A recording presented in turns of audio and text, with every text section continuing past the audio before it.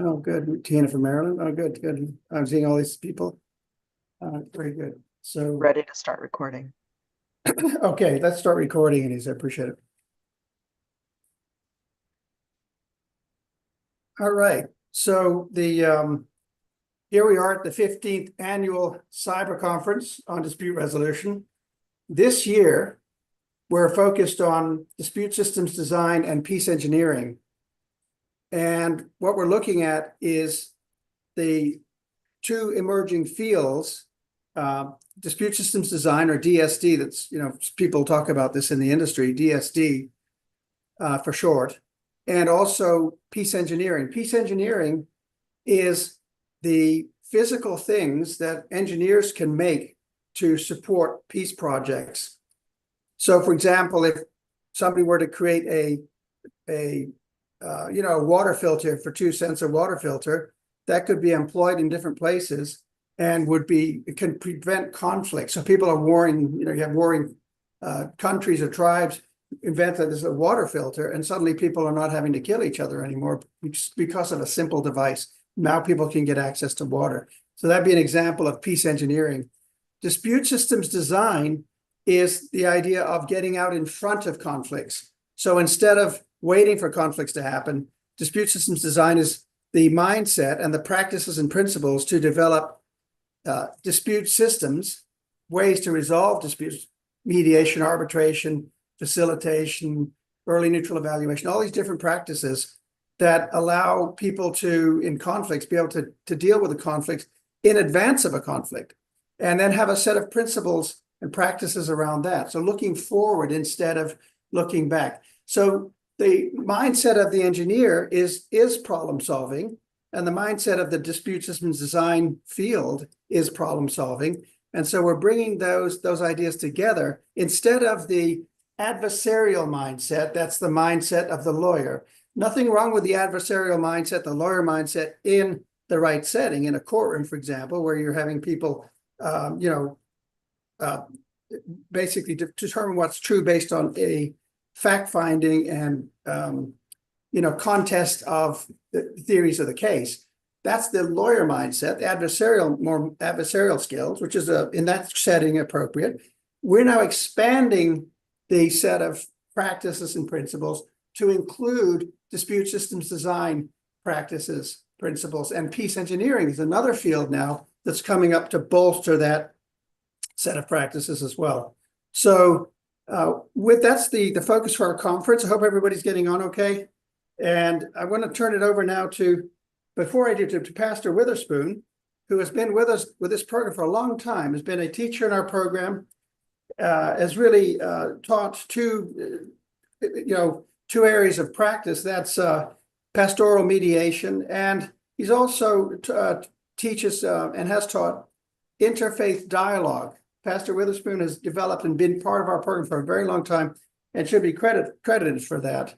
On campus and elsewhere, we want people to know that. Pastor Witherspoon also has a church in Pakistan. He has one in the Philippines. And he has also worked with inner city youth for over 34 years. That's in Los Angeles. 34 years of working with young people. So, Pastor, if you would you start us off with a moment of contemplation or silence? And this is, of course, a moment where peoples of all faiths dialogue, spiritual practices and otherwise contemplative practices come together for a moment to take a moment to get us focused. Pastor? Okay, thank you for the introduction, Brian. Yeah, you bet. I found a few words that says, peacemakers who sow in peace reap a harvest of righteousness. And another one that says, God blesses those who work for peace, for they will be called the children of God.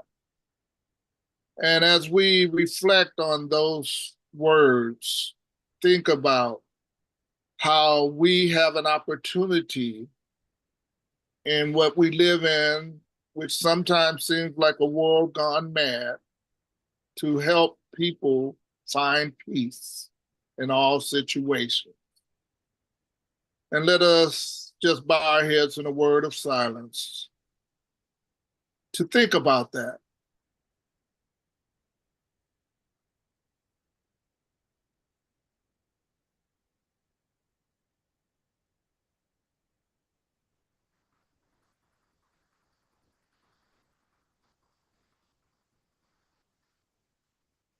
Amen. With all of the wars and other things that are going on in the world, at this time, we need to find people who help, who make it their aim to be purveyors of peace. So let me offer a short prayer. Heavenly Father, we just thank you for this conference. We thank you for those who have joined. We thank you for those who had the desire to join. We ask, oh Lord, that our lives will reflect peace and that we will be able to help others find peace. And we give you all the glory, honor, and the praise. In Jesus' name, amen. Back to you, Brian. Thank you, Pastor. So now I'd like to turn the floor over to Brian Pokinghorn.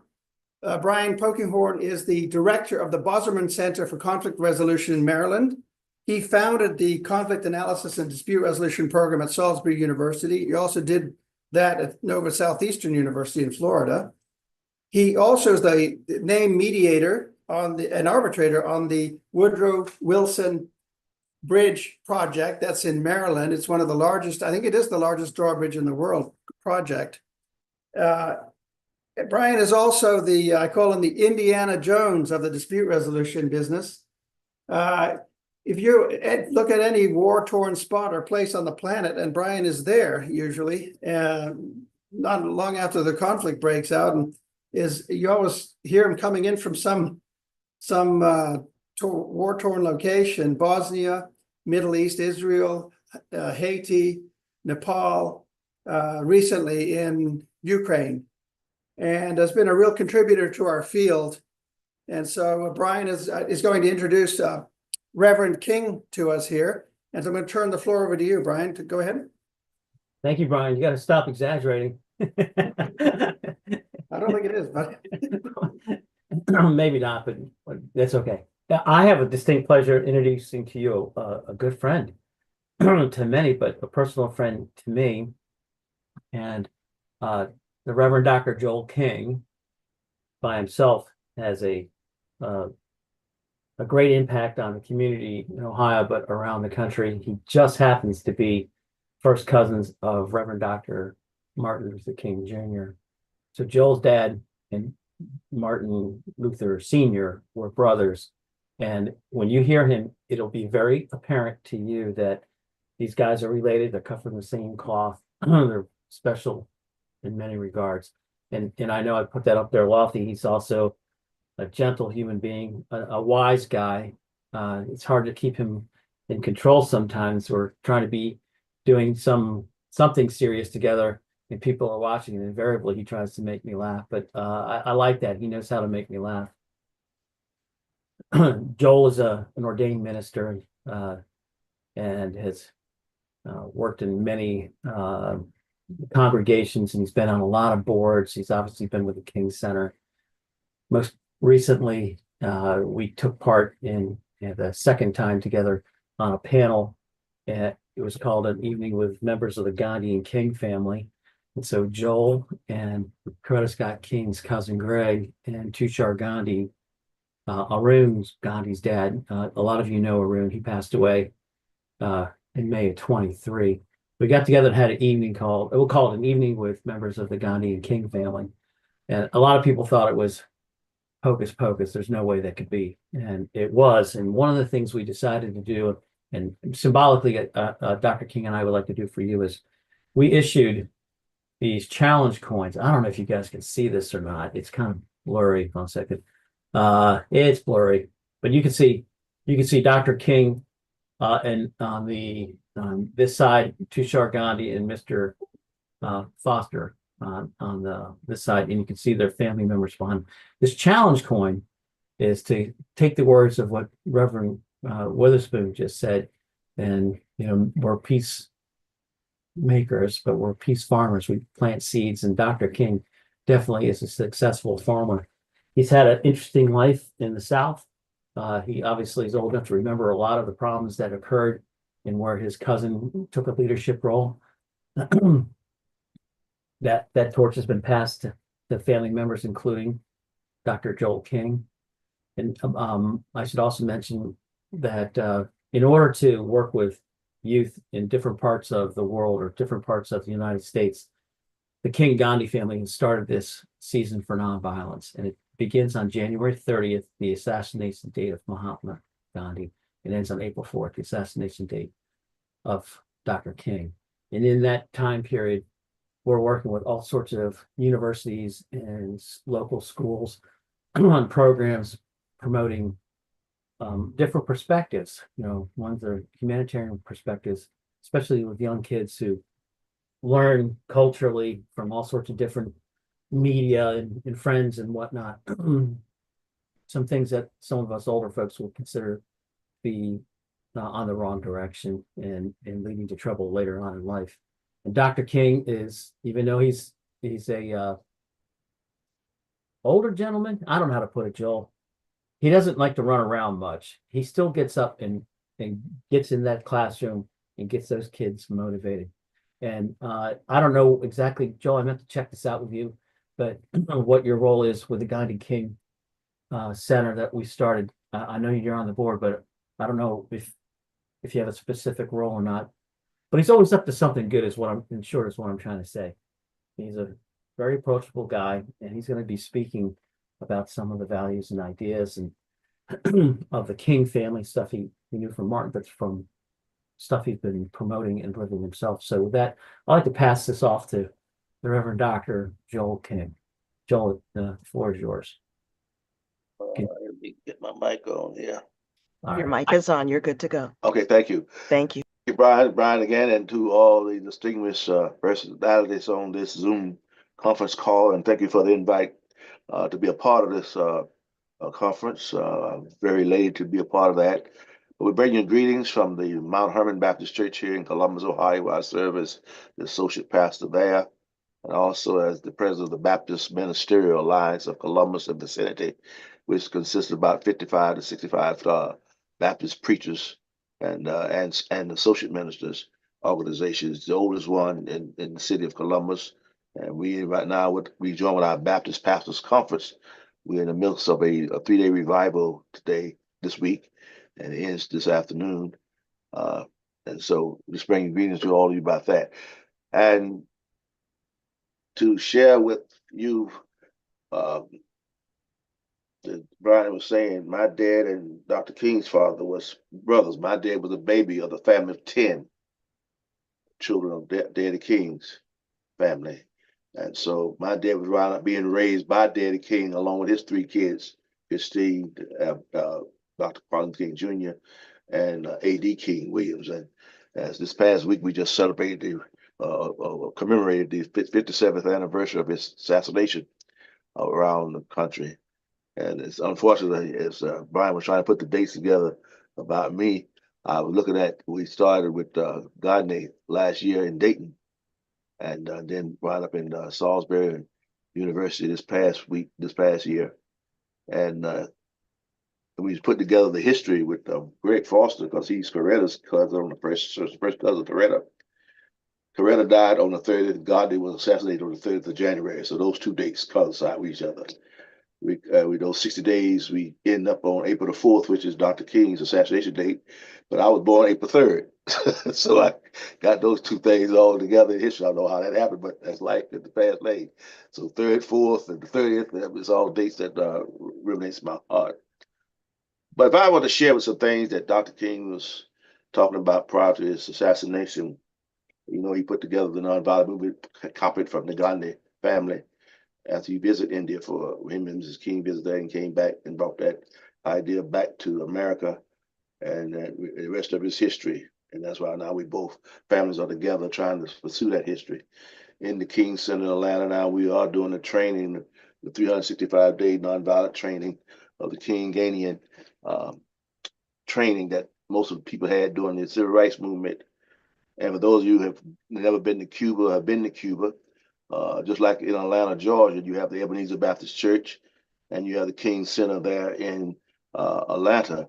Where in Havana, Cuba, there is the Ebenezer Baptist Church next door to the King Center in Havana, Cuba, that we had the privilege of going and visit there 3 times, teaching nonviolent training in the communistic setting and how they can use that in the communistic setting, and also in South America as well, to do some changing of the guard there and the history there. And there's some of those countries that's going through what we went through in the country in India and also in America.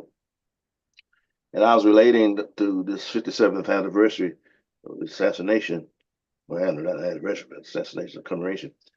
I went to the book of Joshua. There's a scripture that's talking about in Joshua 2:24 and Joshua 3:1-5. It just says in Joshua 2:24, and it said unto Joshua, truly the Lord hath delivered unto our hands all the land, but even all the inhabitants of this country do faint because of us.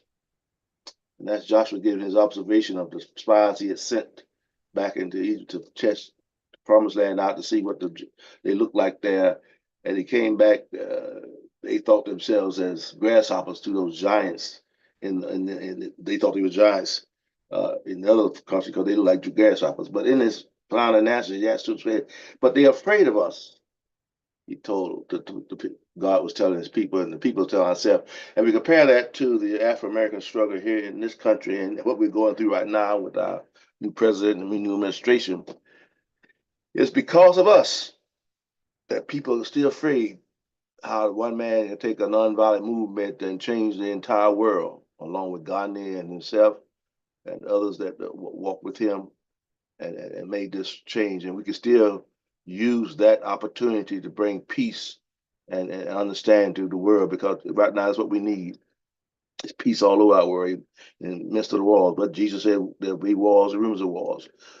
But because of us, I remember the song that Michael Jackson passed. In fact, they got a video out now on YouTube where it says, they don't really care about us being the people that of color, women, gays, whatever the situation is. But this world, they may not be, it's because of us that they call themselves scared of us. And I use this analogy. I looked at the American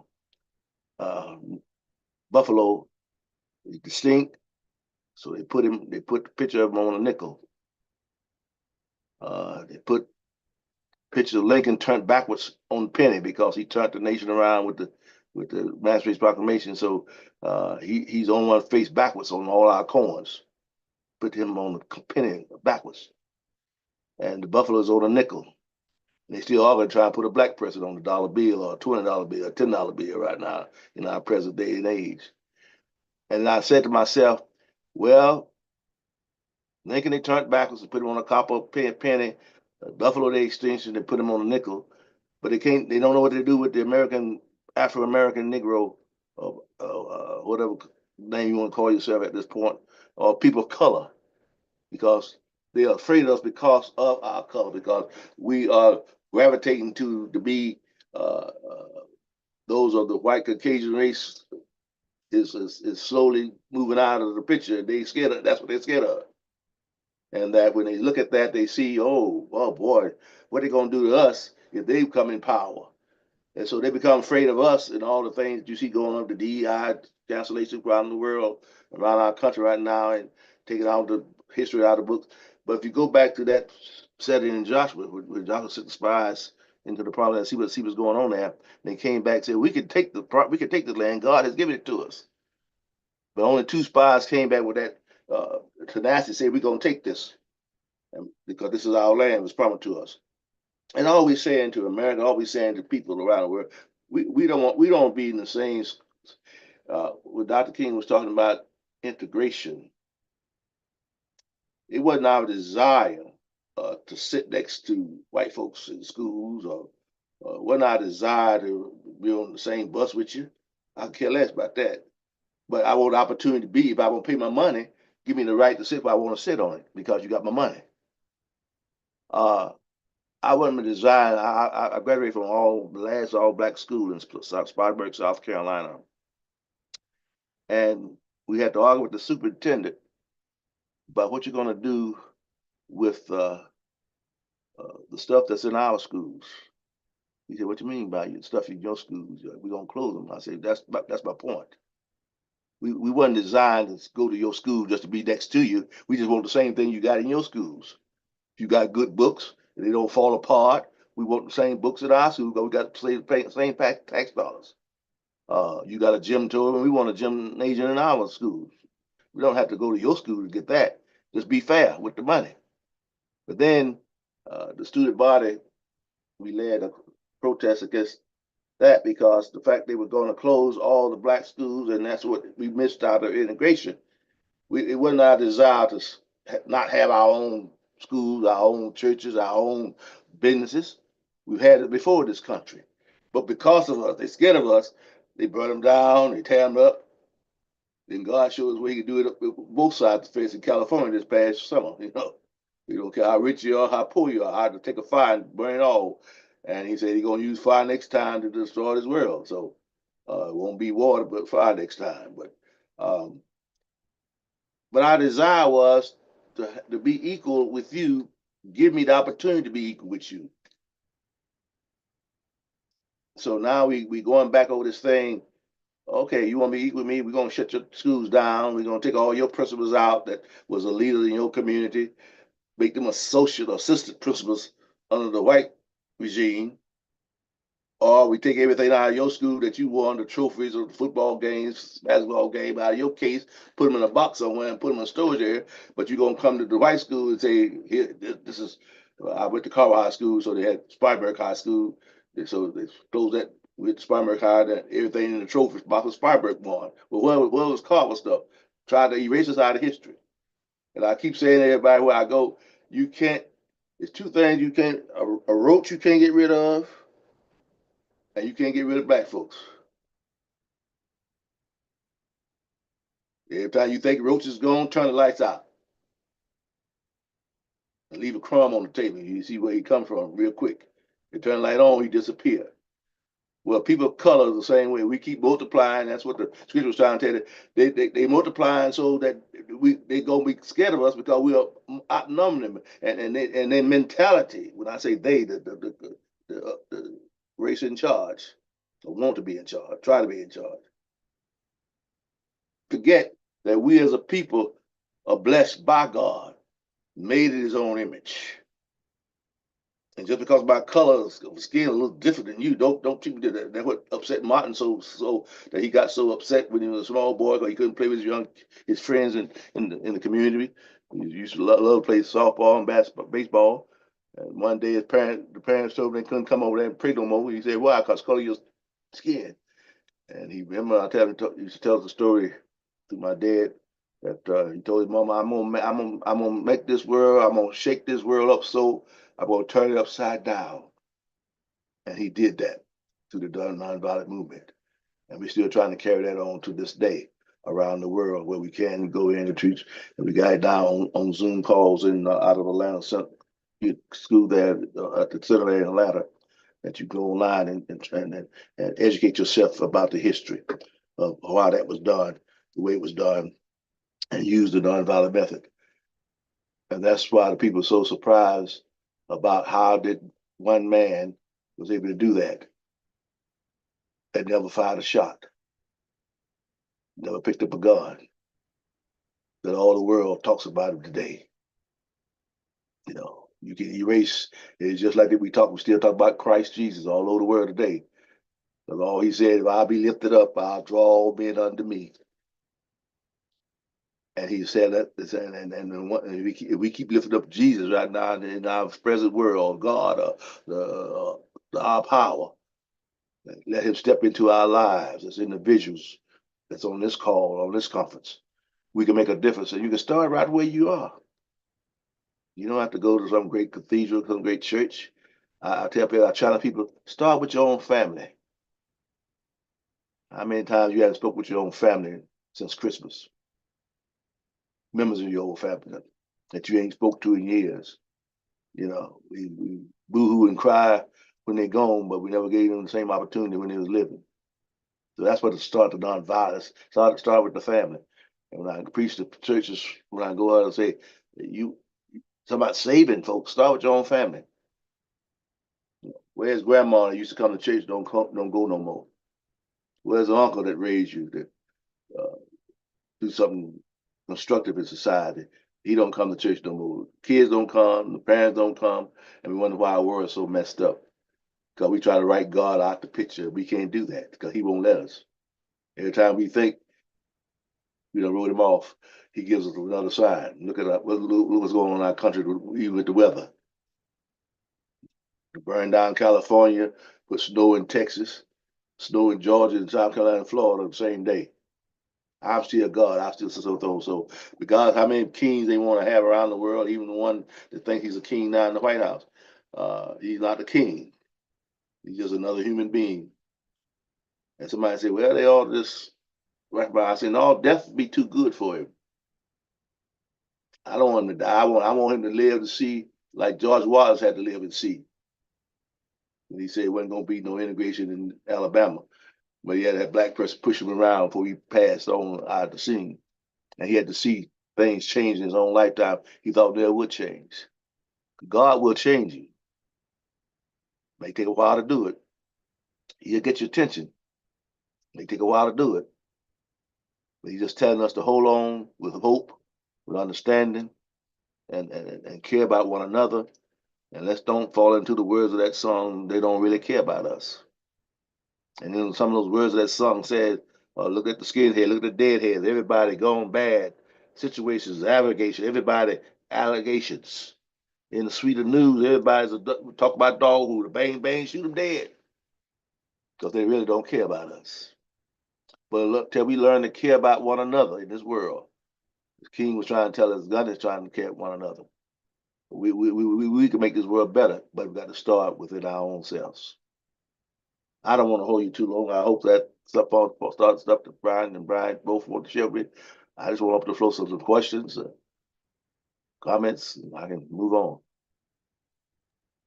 Thank you, Reverend King. Any questions or comments at this point for Reverend King?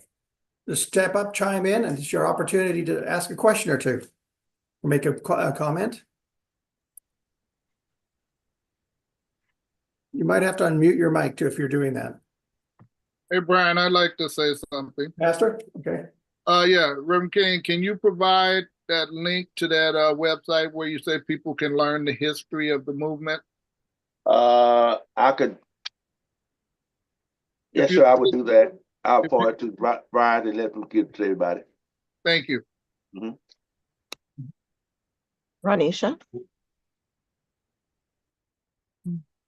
Yes, Reverend Joe King, I just want to just say thank you. Thank you for sharing that information, that history. And thank you for keeping the torch burning. Thank you. Thank you, God. Other comments or questions? Murda, go ahead.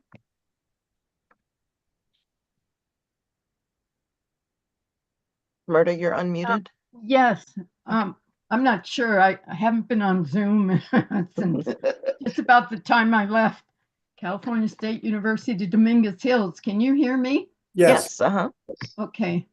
I want to first of all say thank you for actually moving this to a little larger level. It's the 15th annual, and I'm glad you're adding some new nuances.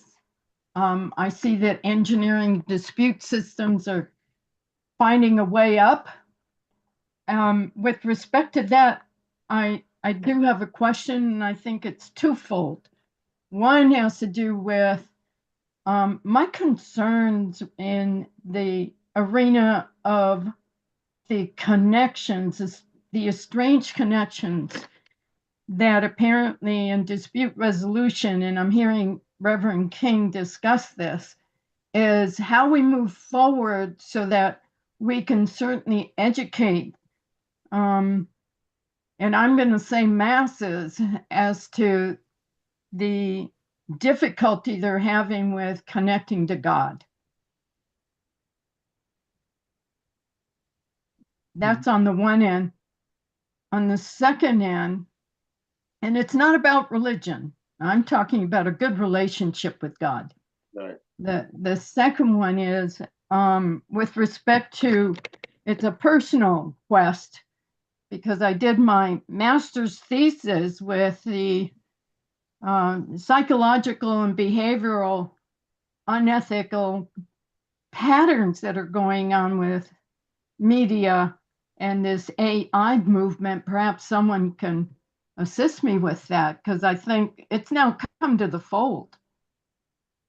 And I certainly would like some pointing in that direction, because that's something that I'm very much involved with. I continue to do my research in it and now want to be on a platform to help others. That's the second. And thank you so much once again. Thank you, Myrna. Other comments or questions?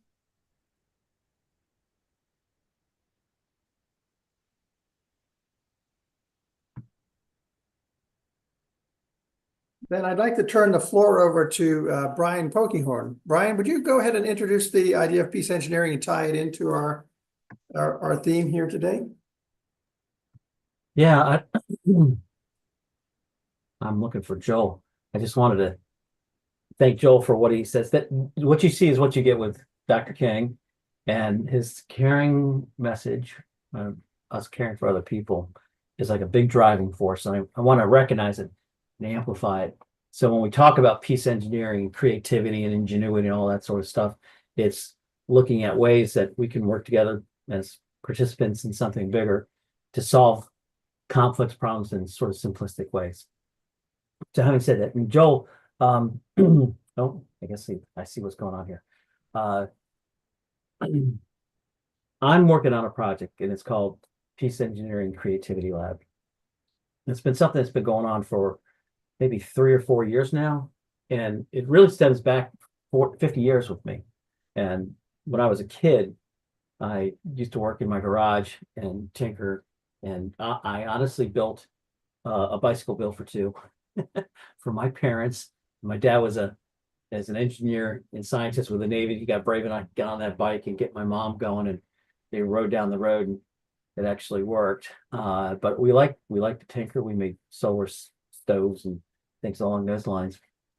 So I've always had it in my background to tinker with stuff. And as a Boy Scout leader, we're always building stuff. We're always, find junk, become inventors, solve problems. And so peace engineering is, in a sense, something along those lines.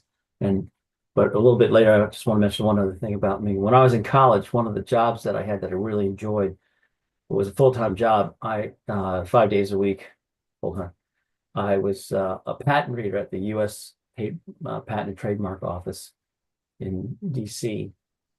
And I read chemical, electrical, and mechanical patents and design patents and all sorts of crazy stuff. And every day I'd read something and go like, wow, that's a real elegant solution. So I really caught the bug. And then fast forward to recent times, a lot of the issues that we see, social issues, stem from not only identity-based needs and people being distrusting and weary of others, and this artificial separation and the real separation being mixed in with it, but looking for like these solutions. And a lot of the projects we work on here in the United States in particular, large scale project, they could be construction project, they could be social project. It's oftentimes constituents get together and there's this battle for fixed resources. It doesn't necessarily need to be that way, especially if we get people involved in the process from the very beginning. So when I think of peace engineering, before I even get into some of these examples we're using, peace engineering requires constituents and anybody who's impacted or to be involved in the very beginning, the discussions and the values that go behind it. And what's this thing going to look like? How is it going to be designed? And who's going to build it in terms of creating jobs? And what's its ultimate purpose? And at the end of the day, does it meet the stated need that it came up with? And I'm going to give you the first example, which is kind of a big one, and then move on to some other ones, because this is where the creativity lab part comes into play. About 20 years. So I lived on the eastern shore of the Chesapeake Bay, and it's rich with history. And we've one of the creeks not too far from where my parents lived. My parents and our families are transplants, but lived on this creek called Tuckahoe Creek. And that's somewhere in there's where Frederick Douglass was born. Excuse me. And not too far away in the Blackwater, we have the, oh my gosh, I'm drawing a blank. The Moses of her people. Why am I drawing a blank? Harriet Tubman. Harriet Tubman. Geez. Hey, thank you. And where she grew up and the story behind her existence and her rebelliousness, and there's a whole big story behind it. But the point is this: there's an underground railroad from Brian, have we lost your audio, or is that? Yeah, your volume got really low. Did it really? Just now? Am I, Yeah. am I okay now? Yep, you're good. Okay. So they wanted to build a museum and interactive space in memory and commemoration of Harriet Tubman. And that's where the beginning of the Underground Railroad is. And it goes up, and you can see for certain churches throughout, all the way up into Delaware and Philly and up through New Jersey and then up to Seneca, New York, where she landed. But I don't know if you guys know this, but she came back multiple times and brought a lot of people back. And she was also a spy during the Civil War, and she engaged in combat for the Union troops down in the South. And she was just a wonderful lady.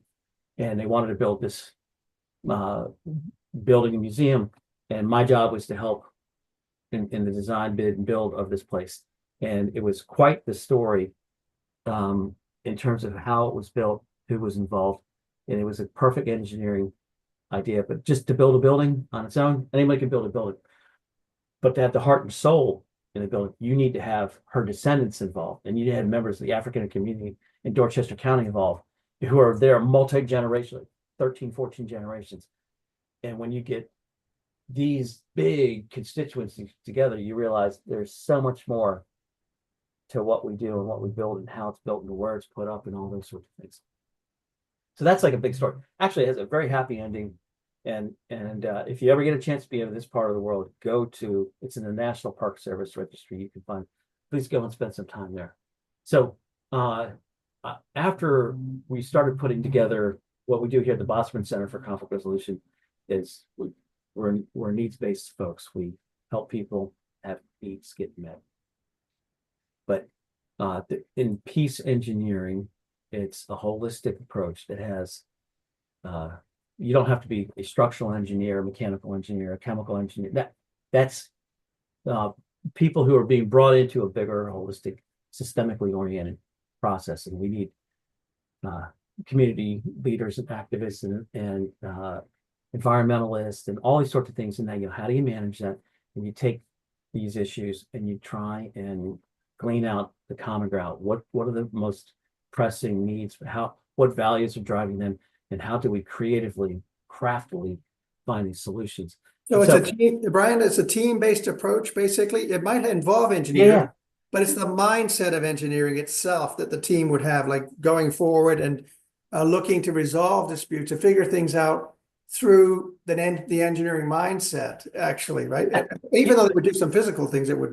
Go ahead, sorry. I'm going to give you some examples. I want to give you some examples anyhow. And you don't have to be a trained engineer to do this. In fact, some of the most experientially experts with no formal book, school training have done an excellent job of solving complex problems. And so I'll give you just a couple real quickly here.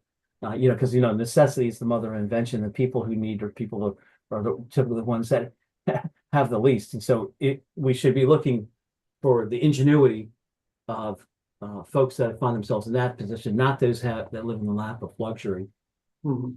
So I'll give you three quick examples in some pockets. So there's medical devices that we use in Western world, in North America, industrialized countries, big cities and whatnot, such as what you find in medical laboratories and diagnostic devices. But there's a guy, he's a biophysicist at Stanford University. He's got an innovation lab, and some of us know who he is, but they say, like, how can we get these $2,000 microscopes to work in places where they don't have the right current, electrical current?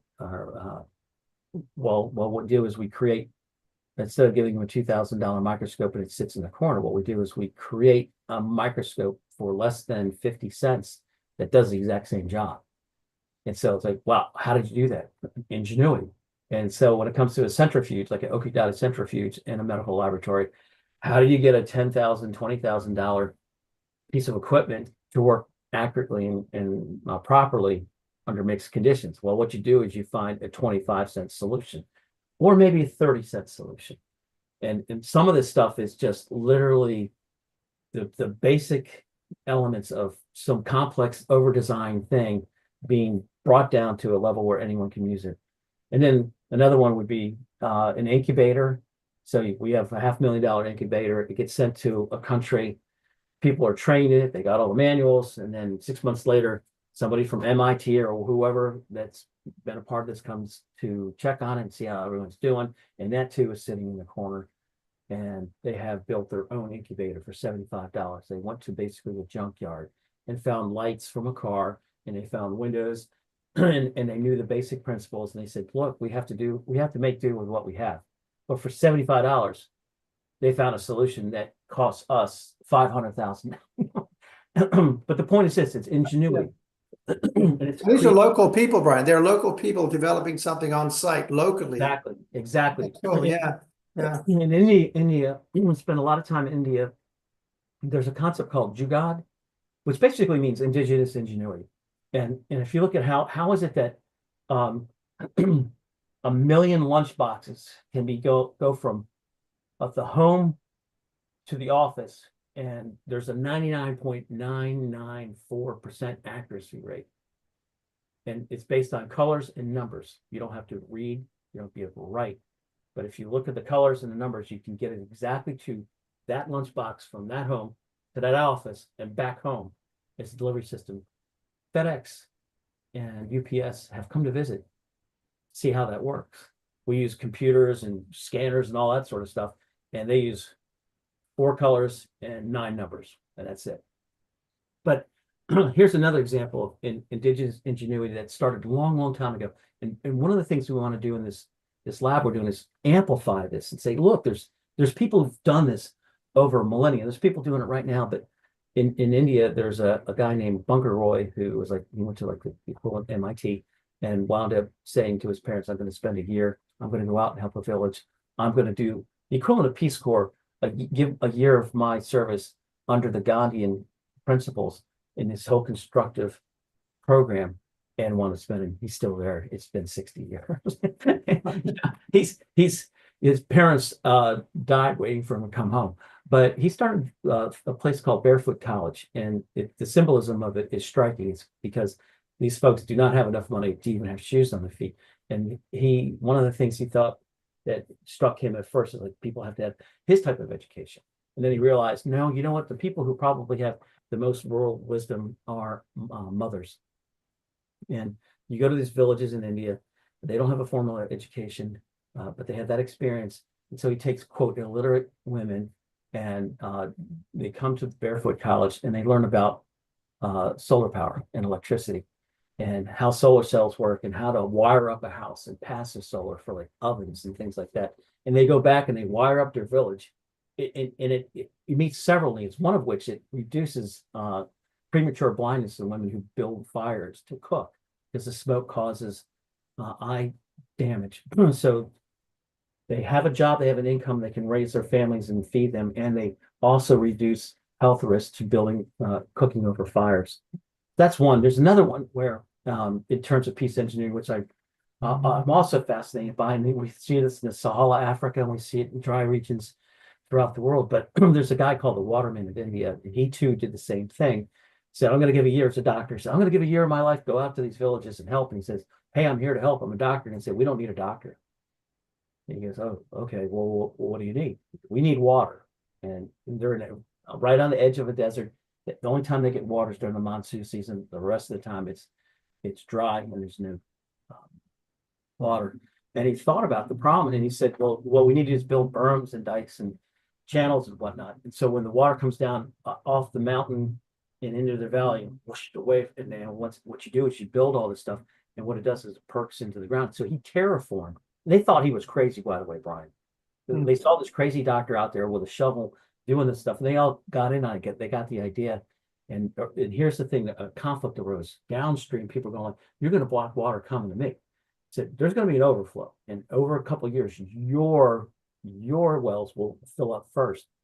So they did this, and after about 10 years, cut to the chase. That's a lush valley. They have 3 seasons of growing. The men do not need to leave and go to the cities and contract sexually transmitted diseases, become hooked on drugs and alcohol, and come back and all this. The men don't need to leave. The village women said, we need water so we can have our men back here. So it solves a social problem. It works with, not against nature. And it's an elegant thing. It's kind of like, do you need a PhD to do something as crafty and creative as that? No, you don't. All you got to do is think about this there's a need, and there's probably a simpler solution than we think to what is being presented as a complex problem. Can you, Brian, can you draw just a quick map, the close the loop on between that and conflict resolution or peace results as a result of, like, microscopes, for example? Paulie was asking, how does the microscope lead to peace? Like, great idea in itself. It solves, first of all, it solves conflicts. Look, at a micro scale, mesoscale, macro scale, whatever, when we start meeting needs and by solving problems that are needs-based, we reduce the source of conflict. We knock something off. When people fight over water in an arid region, and you teach them how to basically farm for water, desert water farming, which is a really great concept, then all of a sudden it kind of takes the heat off. It's like, okay, we're working with nature. We found another resource. So in North Africa, in the morning, how do these plants survive? Well, there's dew in the morning. Well, put up sails, and in the morning, the sails trap the water, goes down, gets into a trench, and goes into a bucket. So women don't have to walk 4 or 5 miles to water each day. They get 40 liters right into their house. So these sorts of things are conflict resolution oriented, and the results reduce conflict because people aren't fighting for a specific sort of land anymore. And we have to ask ourselves, well, how did our ancestors live in the desert? And you go to Petra and you can see, how did 20,000 people live here? And the archaeologists there going like, well, look at this. And they find this crafty solution. That's how they were able to do it. And if we could take that sort of engineering and technology and say, well, why can't we apply it to today? We can. And then, Brian, here's another, just energy, for instance. So we've had a lot of grants, especially in the Middle East and in desert communities, like water security, food security, not energy security. Well, they have animals. You take the animal dung and you put it in a big, thick black container, you seal it off, you have a tube, makes methane, you trap the methane, you use that to cook. You don't have to find, and the other people, or you could do it for other things, for lighting generators, or you could use the dung and do it the old-fashioned way. But so these are the things where we're meeting needs, and but by bringing in ingenuity that's been around for the longest time, and you just building a creative circle of ideas, we find a lot of solutions to problems where people say, hey, there's absolutely so it meets human needs. It's human needs theory. It'd be the Burton idea of human needs theory. Just for the students interested in the theoretical part of this, it would be the Burton's idea of human needs theory. And yes, which is different than Maslow's human needs theory. Yeah, talk about okay. that. Let's go. The hierarchy in Maslow. Yeah. Burton also added recognition and respect and appreciation and the psychological things like what Dr. King just said, in terms of not just having the opportunity to do these sorts of things, but to be fully invested as human beings in society. And that kind of need is what Burton really amplified on top of Maslow's. He says Maslow's is just like, well, I don't want to get into all this discussion. But for those of you who are interested, Burton's human needs adds to it in a substantive way. So our job, peace engineering, is to look at a problem and say, look, we do have engineers, but if we are designing solutions, we are in and of ourselves engineers, social engineers, healthcare engineers, engineers who build stuff, and why not put it all together? Why not throw and find it, as John Cleese of Monty Python fame likes to say, seriously, John Cleese likes to say, we need to build a time-space oasis to be able to have this area in time to solve problems. Build a time-space oasis, get all these people from different directions, and here's the problem. And just like the skunk works, Lockheed's gonna come out with. See that Ambassador Rhodes has been standing patiently by, and we must yield to the ambassador because he's such a good-looking guy, but also one of the smartest people in the room. But go ahead, Ambassador. I went to poor schools in the South. So Brian has a great example of how he used water to solve an international problem, a conflict. And I think if he would just give you 5 minutes on what that issue was and the countries that were involved, it shows how engineering resolved a problem, a conflict, since our business is conflict resolution. I think it'd be a helpful example. Yeah. Brian, I'm sorry. Brian, is it okay if I talk about that? Yeah, absolutely. Yeah. Ambassador Rhodes is alluding to cross-border water cooperation projects we've been doing for over 20 years between Jordan, Palestine, and Israel. And in a riparian system way, each one of these 3 jurisdictions have their own policies and procedures and methods for working with water. And it's very limited. And if you look at the water scientists, which we've worked with guys from Amman, Ramallah, Haifa, Tel Aviv, and Jerusalem, the numbers don't lie. They're all hydrologists, they're geochemists, they're desert experts, and all this sort of stuff. And it's bleak. And so if you just take the population, only about 12% of the population, we only have enough water to sustain 12% of the population. That's including Gaza too. So 88% is like sucking it dry. What are we supposed to do? And so they think outside the system. And what we've done is the Israelis are now water secure, and they've figured out quite a few ways. There's drip irrigation, obviously, and they kind of master that. Different types of water filtration from the Mediterranean Sea. Now, Jordan has Aqaba on the Red Sea, beautiful place. And so there's little solutions to doing this, including the desert water harvesting, which I mentioned earlier. We've done that in the Negev Desert, and in parts of the south parts of the West Bank. But there's a project that was on the drawing board for the longest time, and in December 13, 2013. I might have the day wrong, but I was down in the Dead Sea, and we were having a meeting, and it was a cross-border water cooperation, and we held them all over the place. Oxford University and this place, but we were at this particular time, and on CNN, at the World Bank in DC, Palestinian, Jordanian, and Israeli authorities signed the first and only 3-party agreement, and it was on this project to build a system to take water from the Red Sea and do several things with it, but to provide water to the entire region. After about 8 years, it's like an $8 billion project. After about 8 years, it has collapsed, but there's still solutions that have stemmed from that. And I would say this: if all three entities have a stake, they're all intertwined, they're interdependent. So it really is a conflict in the sense that they got to get it solved. Israel has just said, look, we've figured out how to solve it. We're going to give you our technology for free. Jordan said, absolutely. Palestinian Authority said, no. I'm being non-judgmental there. You can't cooperate if you're the Palestinian Authority with people who are occupying your land. It's just like, it's a no-go. But there's still scientists that know how these solutions can be created. Real biological scientists, earth scientists, and engineers. There's solutions, and they're working on them, and they might be of a smaller scale than $8 billion. And there's some really crafty and creative and ingenious stuff that they're talking about, which I can't tell you.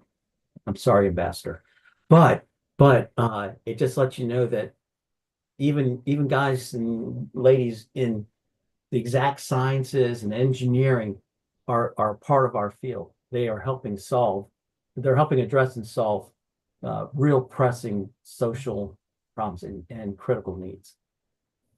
Sorry, Ambassador, if I teased you there. Okay. Brian, can we open the room the questions from the room now? If anybody would like to ask a question or make a comment on some of the applications. I think we have Renee Castro, Dr. Castro. Yeah, thanks, Brian, for that talk. I'm wondering how you might, if you can reflect on, I get the concepts around the sort of inventions and the kind of the physical issues that you talked about. What about how would you sort of consider this peace engineering idea in the context of people fighting or involved in conflict over ideas, worldviews, where well, I'll just leave it there. And if there's any sort of connections you would make to that. Yeah, there's been a lot of experiments on that. Are you familiar with Neve Shalom? It's a group in Israel where for more than 60 years, Palestinian, Arab, Muslim, and Christian and Jewish Israelis have all lived together. This is like this experiment, and like you plant, as Gandhi said, the seeds of peace. And this is like one small example of looking at like the ideology differences. Look, some people, the world famous philosopher Bono of U2 said it's a shame that people will murder another person over an idea. And ideological warfare is something severely different. But I think if we burrow down into some of these things and some of the claims, let's talk about this legally, like how it got warrants. Well, some of the claims are our ideology will solve these problems, or no, our ideology will address them in a different way more effectively. It's like, okay, well, what's the common ground? Well, we have these problems, and what are some ways? And you know how that works. It's the same thing. The outcome isn't like the tangible design and build of a bridge, but in a sense, symbolically it is. And so we can, with enough discussion, I mean, Gandhi was like such a huge proponent of listening. When he came back from South Africa, he spent an entire year just listening before he did anything. His listening tours it had a profound impact on him. And frankly, some of our modern day politicians have gone on, quote, listening tours, and it's just like, oh no, you don't get it. But by listening and asking probing questions, appreciating what's working well, there are ways, there are techniques, just like with engineering, to get people to provide a good example for them of what common ground is for them. And then, and then we stand on it and we bring them all in. So there's been instances, like say with the Mapuche Indians in South Chile, where there was ideological differences, but it really boiled down to putting paper up on a wall and people drawing pictures of what their future state looked like. And regardless of it was the Chilean government or the local guys or the traditional chieftains, they were always saying, we need a hospital, we need a church, we need a school, we need a playground, and all that. We don't care where it comes from. This is what we need. And that you flip the coin on all these ideologues and say, this is what we need. This is the future state. I don't care how you get there. Just help us get there. And it's like a real empowering thing to see these folks take charge of their own destiny, because they've lived there forever and these people are encroaching on their land. It's kind of like, if you want to be part of the problem, you can be part of the solution. And I don't mean to say that because I stole it from Stokely Carmichael, but it's the truth. So it's peace engineering isn't just about, and Brian mentioned building things, building relationships, building new understandings. That's all a part of it too, because social engineering isn't really anything about concrete engineering, so to speak. I'm not really answering your question. I think that's good. It does tie to the dispute systems design practices and principles. Won't get into the details of that, but that's a whole field that's emerging like crazy too, in all internationally. And so it does seem you are making that connection, Brian. I wanted to also ask the question, because people do things locally, that then doesn't exclude people from coming in as an expert. It's simply that they would work from the ground up with people locally rather than imposing some solution top down. So it's still a role for people, of course, in consulting. Many people in this room do this work. But it's simply saying that, when you're building solutions, you should build from the local principles and practices first upward rather than trying to impose top down, right? Brian, what do you have to say about that? I would say, look, there's some basic principles. Always get invited in, listen because of their experts. Lend your expertise when it's appropriate, and always stand behind their shoulder. Let them drive Yeah. everything. Because Otherwise, you're intruding on their space. So you just gotta be careful. You know, and respect- we've seen so many projects in the past have been that way, and you've mentioned that they've sort of failed. Because Oh, millions and billions and dollars are all spent. Nothing comes of a lot of this stuff. And so we don't want to keep doing the same thing, repeating it to insanity, this idea, the Einstein idea. yeah. Right. So I think that's kind of your point, right? That is the social aspect in addition to the physical aspect of engineering. Absolutely. And I would like to, I should probably end because I know I'm running out of time, but there's a whole sub industry within our field of where we're going back and trying to fix the engineering marvel screw ups that were made in the name of progress, which have been a disaster. Yeah. Here in the United States, in local rural communities and around the world, we've done some real miraculous damage in the name of progress. Sorry. Tina wanted from Maryland. Tina, a quick hello. It's good to see you, Tina. Asked for some more examples of peace engineering projects, that quick ones you could mention that led to peace, that have been or can lead to peace. This idea of connection. Or we should say, if done right, will not lead to war. Right. So we have people wanting to build dams upstream. You do that, we're going to cause a war. Well, what are some other ways for us to store water and keep the riparian system flowing? And there's throughout like Africa and parts of India and Southeast Asia, there are ways that people have very creatively come up with ideas rather than taking it all for me and not for you. This is fixed pie. So that's like one example. But some of the stuff I was talking about earlier. I actually so that's a really, Brian, if I could. So the idea of the fixed piece of pie idea, just to explain that to everybody, instead of people fighting over the fixed piece of pie, the engineering idea allows people to expand the pie, find many solutions, work together. It gives a lot more possibilities with that mindset, right? That's your point. Yeah. Look, there's water flowing all over the world, right? Yeah. You look at planetary fluid dynamics, there's fresh water everywhere. There's no reason why people shouldn't have access to potable water. Yeah. And indigenous folks have found really creative solutions. And that reduces tension, that reduces conflict, that reduces the tendency for people like we're going after. My territory is unsustainable, so I'm going to yours. You don't have to do that. There's solutions. But Tina, I will catch up with you, and there's more to it than that. But I'm really worried about. I've gone over my time. That's fine, Brian. I think we're doing well. So comments or questions quickly for Brian before we move along. Anything else there? Don't want to cut anybody off. Polly, peace engineering is outside. Co-planning is outside. Co-planning with communities in order to provide water. Polly, do you want to just talk about that briefly and then chime in? Polly from Alaska, from Alaska Pacific University, working on an Indigenous Dispute Systems Design program that is going to be particularly on these very issues in Indigenous communities in Alaska. And Polly is Athabascan today. Polly, do you want to step in and say a word or two? Good to see you. Oh, hi, everybody. Hi, Brian. It's been a while since I've seen you. I'm still in Alaska. Yeah, thanks. This is the first time, hearing about peace engineering, and I'm beginning to understand it more.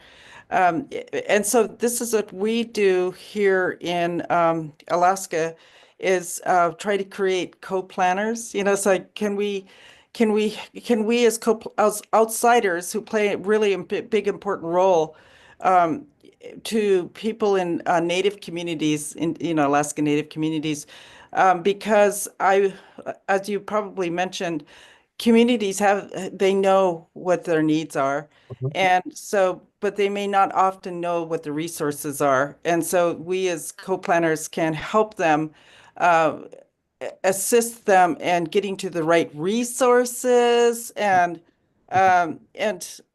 also to kind of help them if they need help, like you said, we don't go unless we're invited.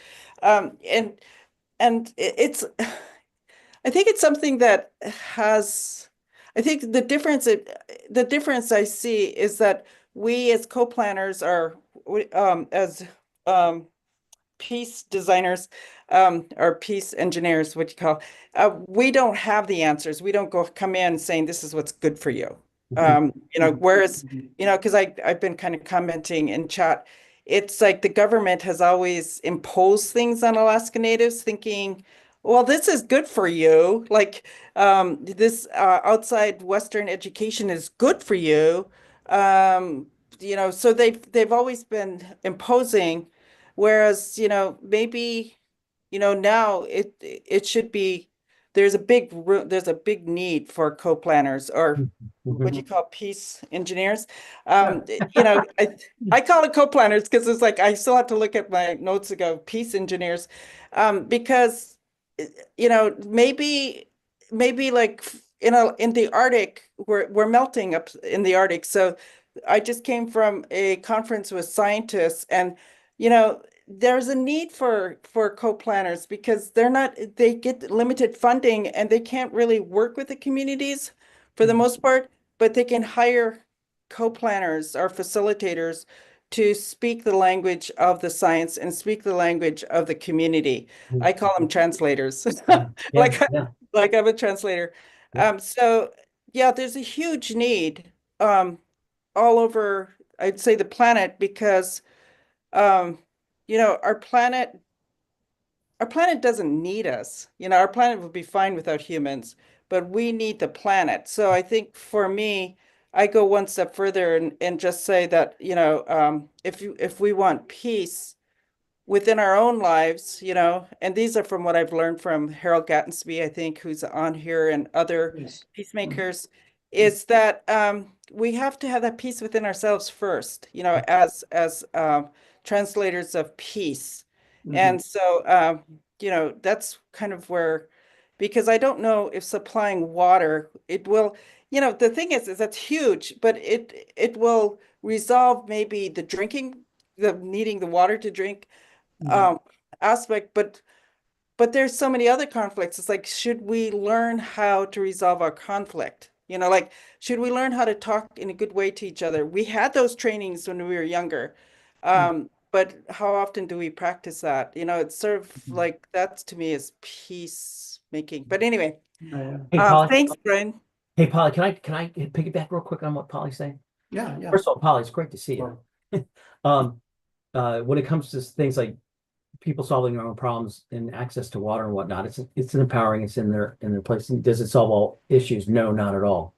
But it's a critical life-giving issue, and people's relationship to water across the planet is a necessity. But the way people treat water as a natural force and life-giving force is pretty interesting to see.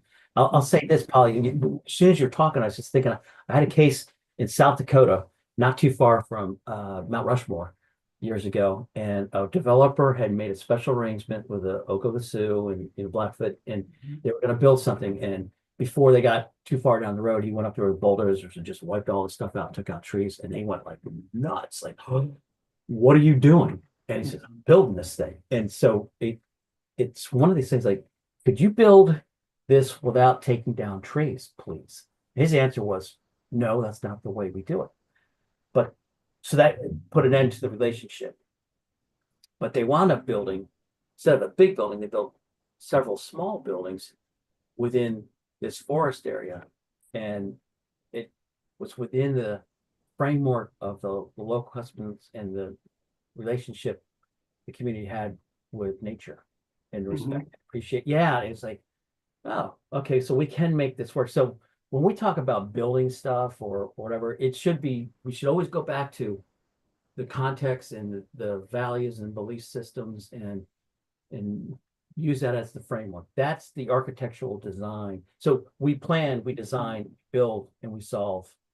And maybe on a small level, maybe on a case by case level, but we're learning from one another. That's where the creativity comes like, can you please come into the lab and show us how you've done this? Like with sand batteries and water batteries, so that we can have electricity at night when the sun's not up and the wind's not blowing. We have constant power supply. And how much does a sand battery and water battery cost? Nothing. We built some on our campus. We could scale them up and power an entire building if we wanted to. just by having water buckets. But hey, we could go on forever, and I know I'm stealing people's time, so I'm going to stop. But and thank you very much. So I'm going to just jump in here. I'm sort of acting as timekeeper, and so we're actually right on time. But I know that Dr. Leos had his hand up earlier, so I wanted to give him Dr. an Leos, opportunity to Jorge. weigh in, and then we can go on to the next speaker. Thank Okay. you. Yeah. Okay. Thank you. Okay. Thank you. Just a comment.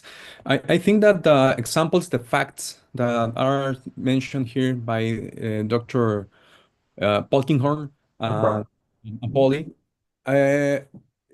it's a great example of the of the how the peace engineering has different meanings and different approach into the problems according to the society, the social and economic development, the complexity of the different beliefs in the place where it has been applied. So the meaning is not restricted. I think that it's a meaning that it's building according to the place and the problem, and that two are wonderful examples of that. And thank you. Hey, you summed up the flexibility and the fluidity of it extremely well. I'm glad I recorded it because that should be in the any definition that ever where it kind of develops and emerges from. Dr. Leos from the University of Guadalajara in Mexico Lindo. So very nice. Yeah. Thank you, Professor. So Tina had asked about the idea of the relation. How do you build those relationships going in? And how, for example, if you're an outside person coming in, how would it be possible to build those relationships? You know, and so I wonder if even Polly, you would step in on that idea, because I know in your program you're building that approach to dispute systems design with local communities, and you've been a critic of top-down, off-the-shelf, one-size-fits-all, dump it on a community idea. And so, do you want to speak to that, Polly, briefly, and also Brian? Yeah. Yeah, just briefly. I think just coming from a community, I know, for example, we appreciate the outsiders coming in when we invite them. So it's like, you know, but if they come in, and I've been one of those outsiders coming in with great ideas, and always kind of surprised that the community doesn't like my great idea, because I'm in there to help. I'm a helper too, you know, and I'm a problem solver. But it really needs to, I think for me, it comes through the community. And so I'm just kind of playing around with the idea, like maybe even ask ourselves to be invited. But we're not here to impose. So yeah. And Brian, did you want to add to that? You know, Polly, I love going after you. I agree with you. And I'll say this, and it's controversial. Some of the best people we have in our field, the people who really are just totally busy and they've got projects that go on for decades, have never spent a dime on advertising. They've been very quiet and discreet, and they don't tell people what's up. They just do their thing, keep their eye on the prize, and eventually people will hear us, people will talk. And look, the only thing we have to protect in our field is our reputation, but we have to work by telling the truth, being honest, open, and candid about who we are and what we do, and that's it. And that formula seems to work. Yeah, and you get invited in and say, I always say, look, you're in a change process, and if I'm coming in this, what do you want me to do? Where do I fit into your big picture? And sometimes they don't know what that is. And they say, well, we know you've done this. Oh, and that kind of thing, how do you hear of me? And is this what you're looking for? And if it's not, I honestly, if it's not me, I think I know somebody who's more connected to this topic and who you are, and what you're looking for. Can I make a recommendation and point them somewhere else? And just some people are very hungry and they need the work and they need the experience and whatnot. But there's a fit, and we just can't jam that fit. So Polly doesn't want me to come up and help her out. My feelings will be tremendously hurt. Just kidding. But there's somebody else up there who does a better job and knows more about it than me. Yeah, and that's the irony in a way, though, because Polly, you've mentioned this before, that communities are looking to work with other people, but they never seem to get that connection where they can have somebody come in, but come in as a kind of respectful of traditional practices and the ways things are done. So it's a very important point, that whole thing. Hey, Brian, I just wanted to jump in here where it's falling just a little bit. Yes. Schedule should go on to the next speaker. Yeah, thank you, Renee. So we have the Institute of Peace, U.S. Institute of Peace, Sasha Pippinger, scheduled by. Sasha, are you in the room? I'm not sure if you're there, or Paul Johnson from the U.S. Institute for Peace. And if not, then I would ask Ambassador Rhodes to step up, because Ambassador's been working with the U.S. Institute for Peace and the folks there, and would say a few words, and also to connect back to Dr. King, to Reverend King also, because Ambassador, you have a neat story there as well. So I don't know if we have Sasha in the room. I don't see. Okay, so I think we're going to go right over to you. Ambassador Rhodes, would you step in here? Thank you. Well, the United States Institute of Peace is an organization that was set up under the Carter administration, and it was designed to bring peace to the world. As you know, former President Carter believed in harmony and peace, and this organization was created by the United States Congress. And what they do is they go around the world, and unlike working in a embassy, these people actually get out in the field and do work. They get to meet the people that they're trying to help. As a case in point, if you recall, there was a lot of problems in Kenya with rebels, and the mothers there, the mothers of these young boys, and when I say boys, I mean boys as young as 13 years old, were being kidnapped by some of the rebels and put into harm's way with guns and stuff. So the mothers, with a little help from women involved at the United States Institute of Peace, began to work with them, and they actually confronted and confronted very successfully many of these different rebel groups to get their sons back. And they were very effective throughout the Horn of Africa as well as the Sahel region.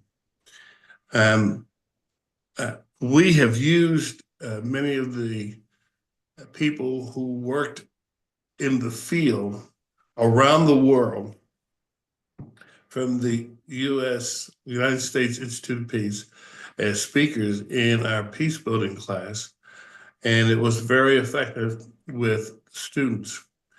And what was effective from my humble perspective was the fact that they were actually able to talk to people who had done the work, who had been on the ground, talking to the people who were being affected by whatever the issue was, and were able to bring about some peaceful resolution to whatever the problem was in different parts of the world. Now, having said that, they've worked in some areas that are still in conflict. But in terms of having a terrific idea, an insight into what's going on in the country, this organization is superior. They've run into some problems with the current administration, and at this point, we're not sure if the organization is going to survive. But the people involved in this organization heretofore have been superior. So I'm not sure, I haven't checked their website lately, but many of the people who we had lecture to our class on peace building have published articles that are fascinating. There are some videos, and it's a good source of information. So there you go, Dr. Jarrett. Again, I'm your humble servant. Ambassador Rhodes, I would just ask you also to share your story about MLK Day very quickly, if you would. We have a little bit of time to talk about. We're almost out of time. No, we're okay. Yeah, we're actually okay, I think, because Sasha's not going to be here, I think, to speak. So we have a little bit of time in this window. Oh, If you might mention it. Yeah, and sorry, Brian? and I think Dr. King would enjoy hearing this. Yeah, it is an interesting story. Ambassador Rhodes, I have to tell you, I told the story a little bit to Dr. King, but it'd be great to hear from the first person. Thank you, man.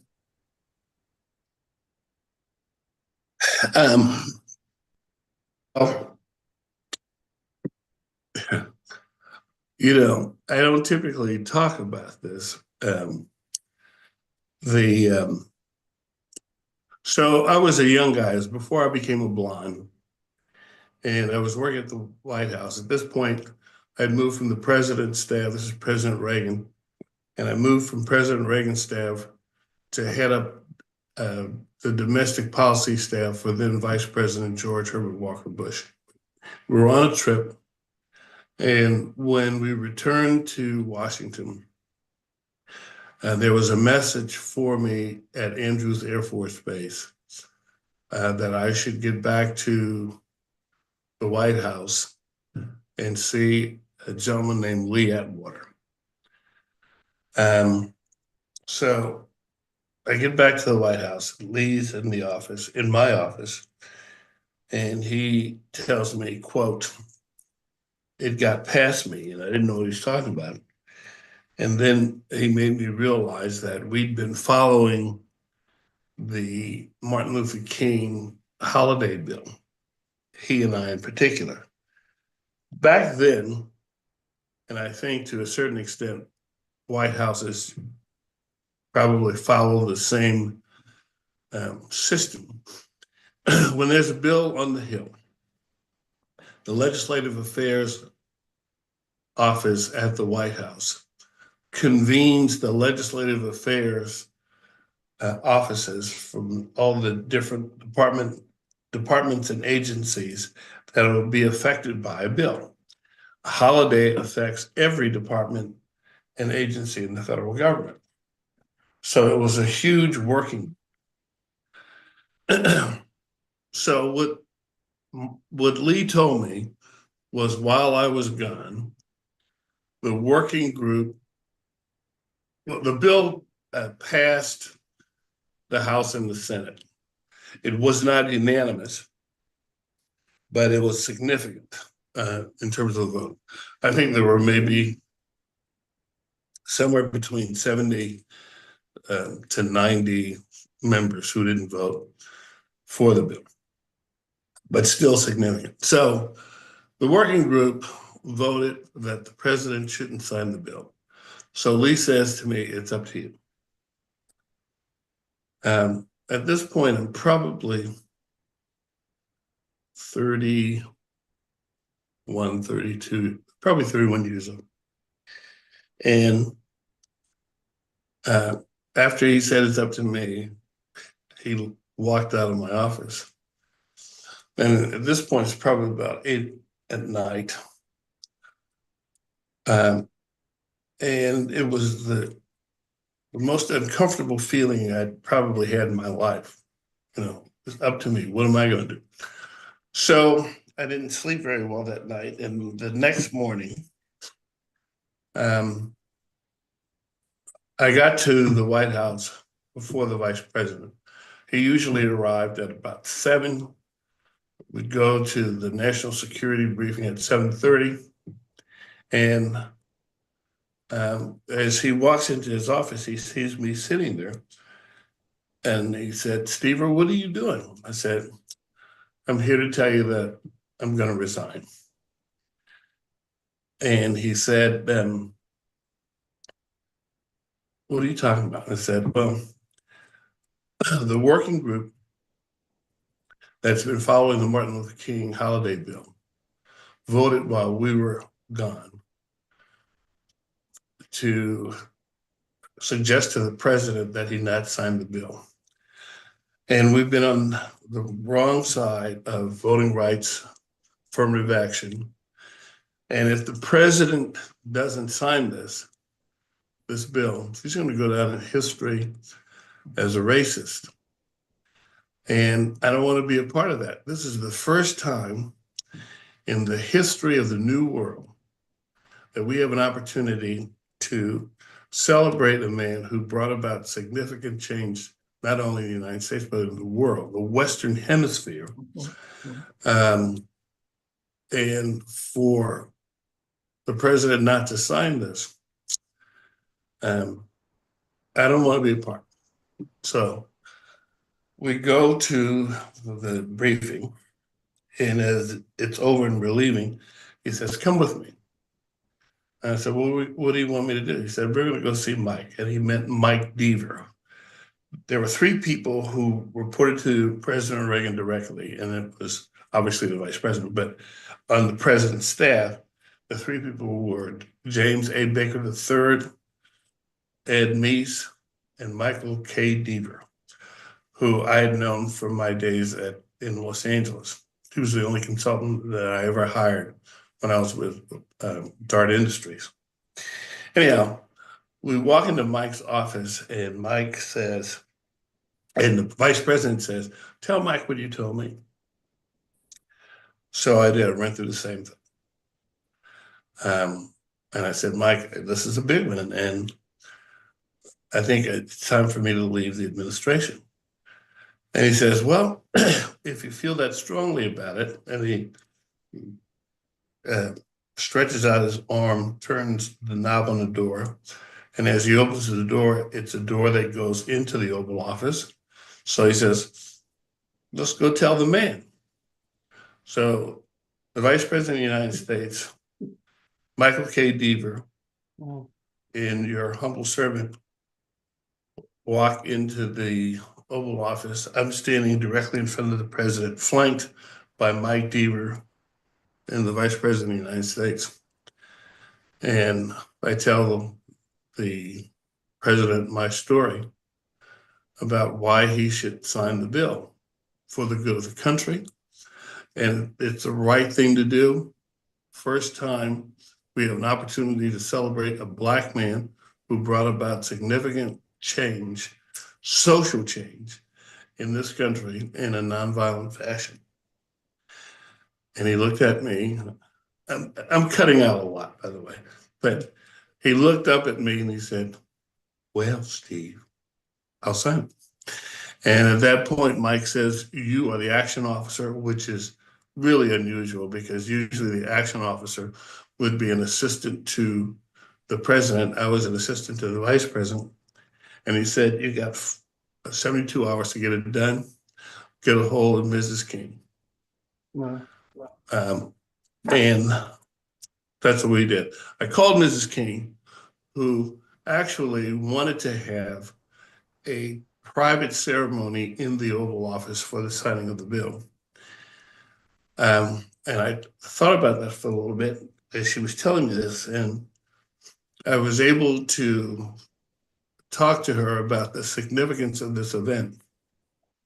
And particularly knowing the time, this was 1983, November. And I said, "Ms. King, how about this? This is a monumental change in our world here in the United States. It's too large an event to do privately, but what we could conceivably do is arrange for you to have some time with the president in the Oval Office, you and your children, and then you would walk with the president out of the Oval Office into the Rose Garden where we'd actually do the signing for the nation and the world to witness." And that's what we did. So 72 hours after our meeting in the Oval Office with the president, we had 600 people in the Rose Garden for the signing of the Martin Luther King bill, making it a national holiday. That's my story. And the rest is history. Appreciate that. I want to move quickly. I know, Renee, we're coming up to our next speaker, JD. I'm Yeah, gonna we're a little bit behind at this point, but I want to just allow very quickly, and I'll yield my time at the end, so I'll give up my time. If we could have Harold Gansby from the Yukon, who is a created peacemaking circle, actually brought circle peacemaking back, Tlingit circle peacemaking, and that everybody talks about peacemaking now across the United States and other countries. Harold and his brother Phil are actually the people that were behind and brought back Tlingit peacemaking, also with Magistrate Judge Mike Jackson, quick mention, in Alaska, Tlingit also. And I just want to, if we could, just have a quick word from you, Harold. I know you're there, and and then we'll move on to Jay to pick up, and I'll yield with my time at the end. Harold? Thank you, Brian. It's an honor and a privilege for me to spend a little bit of time with people who are trying to make the world a better place for the next generation. I'm not well educated. I don't have any professional titles or anything. My motivation, if you like, comes from the lifestyle that I've lived as a Native person in North America, you know, and it hasn't been a pleasant one. I spent a good portion of my life by society of trying to figure out what's wrong with me. What's wrong with me? And now when I go out in the world, I see there's actually a lot of people trying to figure out what's wrong with them. I say it's time for us to start figuring out what's right with us. I want to be recognized as a human being on this earth before I leave. Not indigenous, native, mixed. We're all human beings. And when we talk about water, it's good to be reminded that we're 75% water, every one of us. And that water's identical. We were one time a family. And that water was the life-giving power that bound us together. We've forgotten that, us human beings, because we've been trained to need more, want more, get more, more better, more intelligent, more resources, more handsome, more pretty, more. But our traditional law, which I'm trying my best to hang on to the little bit that I can, is about making the most use out of what you got and take no more than what you need. And I think we're coming to a place in this world where it's going to be like that now. The medicine wheel that originally comes from Turtle Island, North America, had a place, a welcoming and loving place for all human beings on this earth before any other races came here to this land. Always had a place equally. And I think myself, that's the way I'm going to live. I'm going to find peace inside me before I go out and try and change other people or encourage them to find it. It's got to be inside me first. And that's what I've been working on. I'm grateful to share a little bit about, you know, the peace. The other thing for me, just and then I'll just finish into that. I'm 73 years old now, and I'm just now learning to love myself. And I'm learning to love myself exactly as I am today. Not when, not if, not but. But I am ever grateful that Creator's given me this opportunity to experience this human experience that I am now. And I encourage people, because I'm not well educated, I had to think about the word respect quite a bit. And then when I actually thought about it, because I see it all over the place, I thought, well, re means to do again. Spec means to look. And so I started respecting myself. And what I realized by respecting myself is that everything that I've ever gone through in this life has been good for me, and it's helped me to be the person I am today. And I'm going to spend, as long as I'm breathing, helping people find peace in their own hearts. I'm still working on it, but I'm getting there, and it feels pretty good. With all that's going on in this world, it feels pretty good today to know peace in an unsettled, uncertain world. And so I encourage people to, let's learn to love each other, learn to love yourself as you are, not when, if, but, and then share that with other people. I think that's what's going to help us get to a healthier future together. And so again, I'm grateful, Brian, for your efforts that you put into this gathering and for the good people that you gather together. And I always like to say this myself. Thank you all. You're helping to create a healthier future for my grandchildren. And I am ever so grateful for that. Good to see you again, Polly. It's nice, Polly. I didn't know if you were listening or not.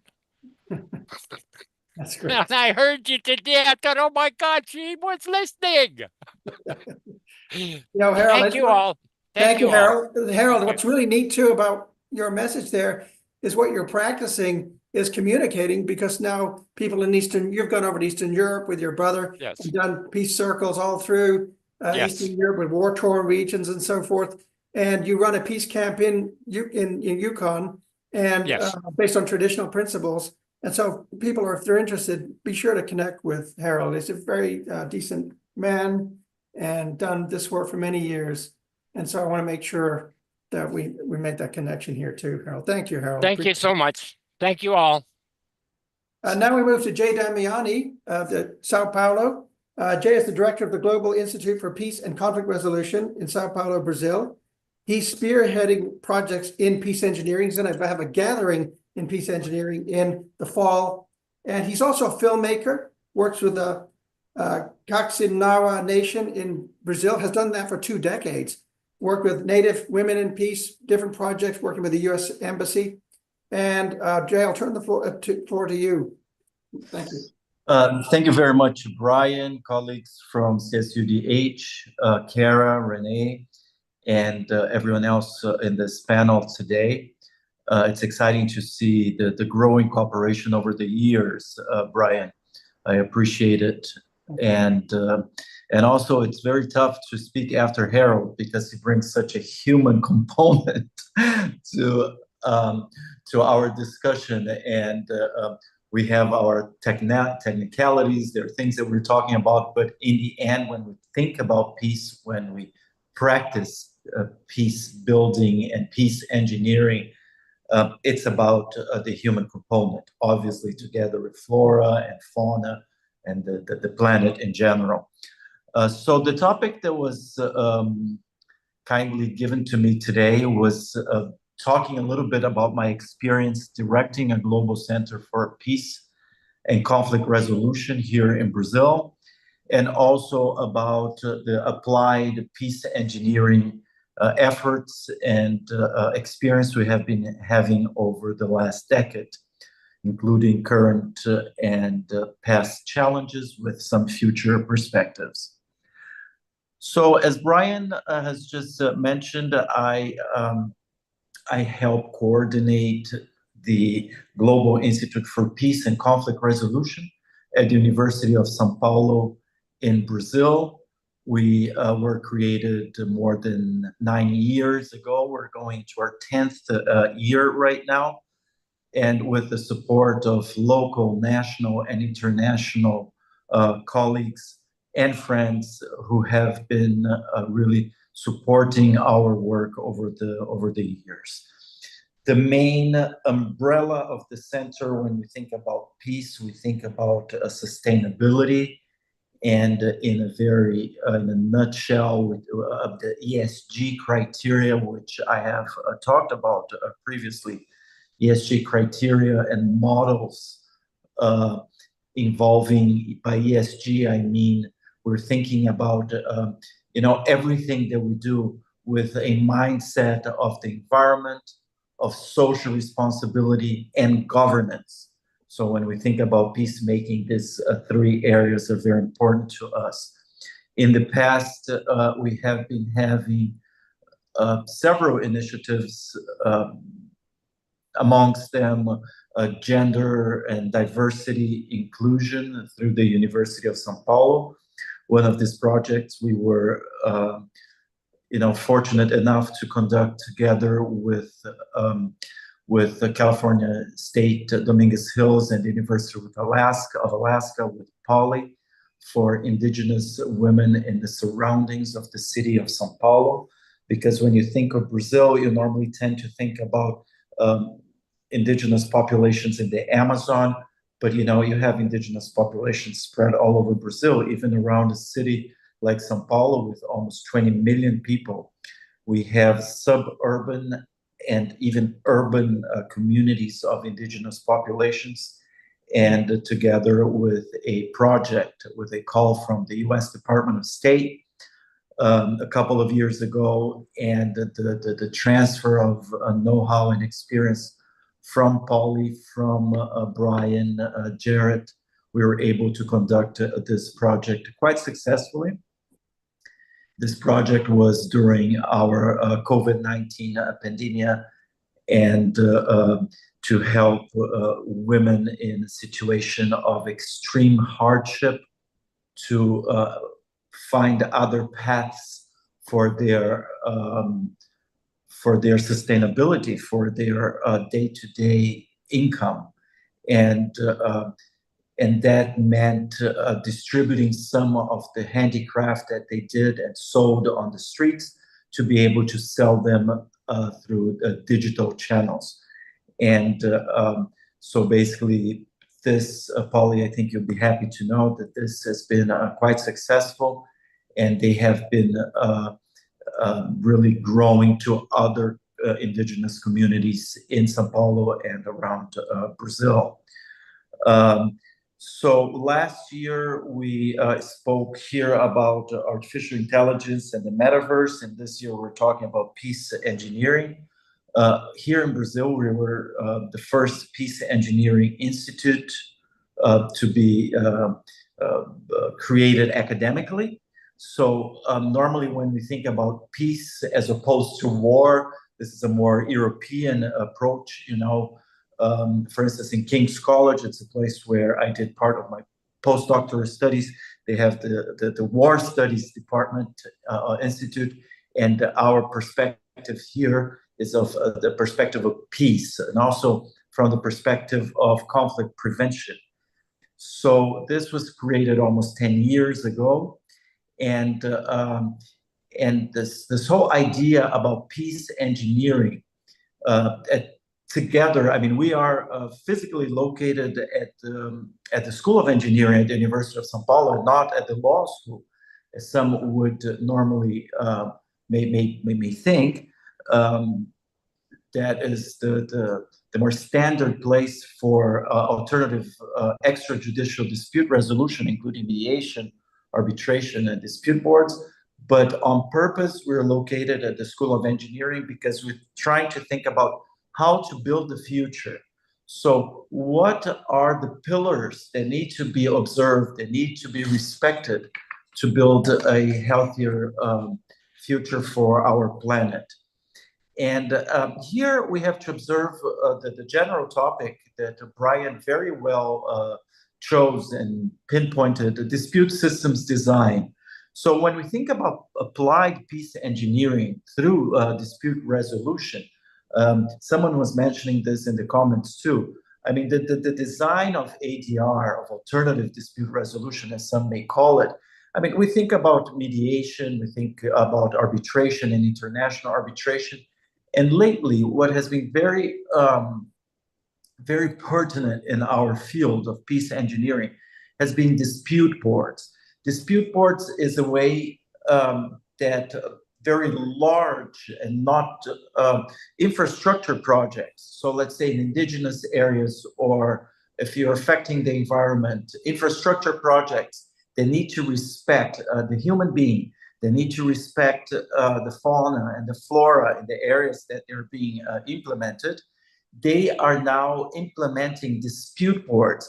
These boards are composed of people from different areas of knowledge. You have engineers, you have anthropologists, you have legal scholars or lawyers, and who together observe the project from the onset to make sure that we don't even arrive at conflicts, you know? So it's not a conflict resolution a mechanism, it's more of a conflict prevention system.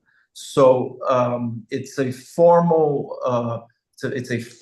extrajudicial dispute resolution tool that has been very successfully implemented over the past decade, but more over the last 2 or 3 years. And it requires a peace engineering algorithm. So here we're thinking about a more holistic approach. You know, we're thinking about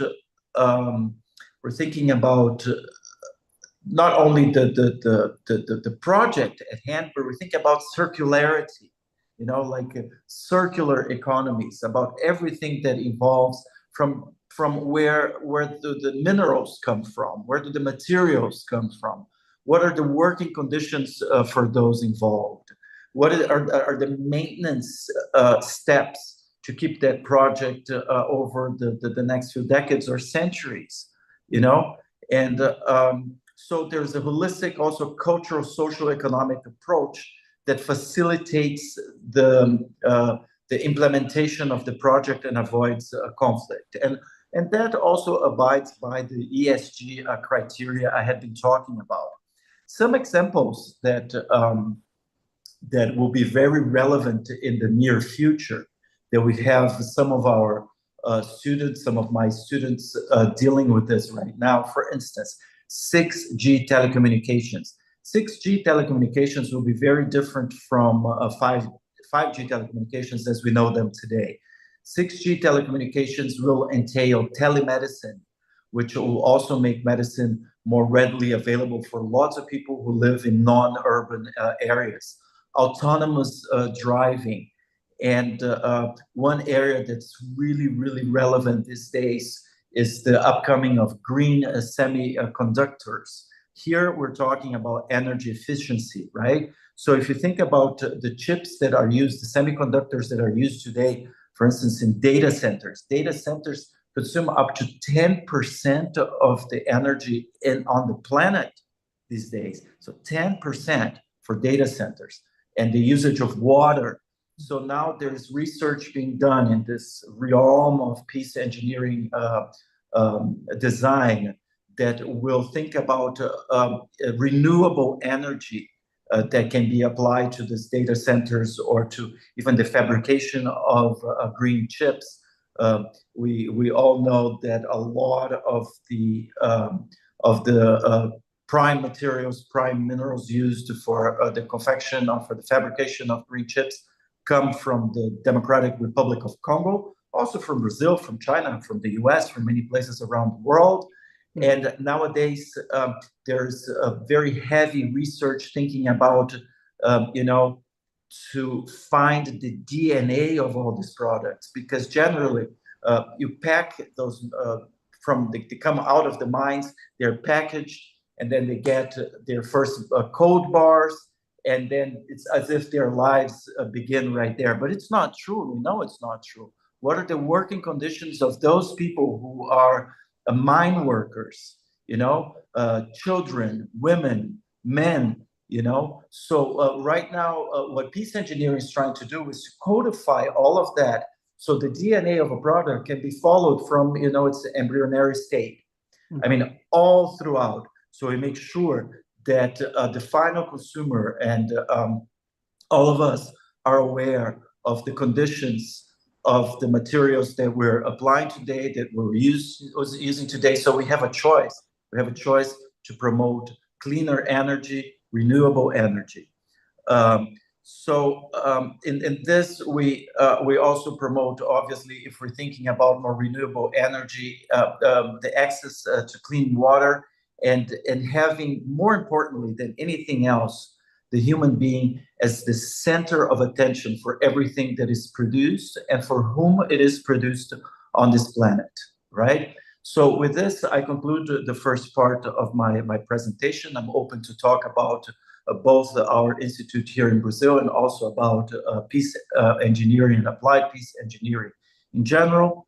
And prior to concluding, I would like to invite you to our third International Forum on Peace Engineering that's taking place at the University of São Paulo, starting on October 18th this year. I've been talking to Brian Jarrett and Brian Polkenhorn about having their brilliant minds and their physical presence also here with us this year, and it will be a great honor to have anyone else who is watching us today join us in October here in Brazil. Thank you very much. Thank you, Jay. I really appreciate it. Jay is a terrific host too. I've been down there already at a conference you had on blockchain, and everybody there, just terrific people and very welcoming. So if you have an opportunity to go and be at that conference, please connect with Jay on this. It's just a terrific thing, Jay, and your work is fantastic as well. So I'd like to move now, not take questions, but we'll move right over to University of Guadalajara.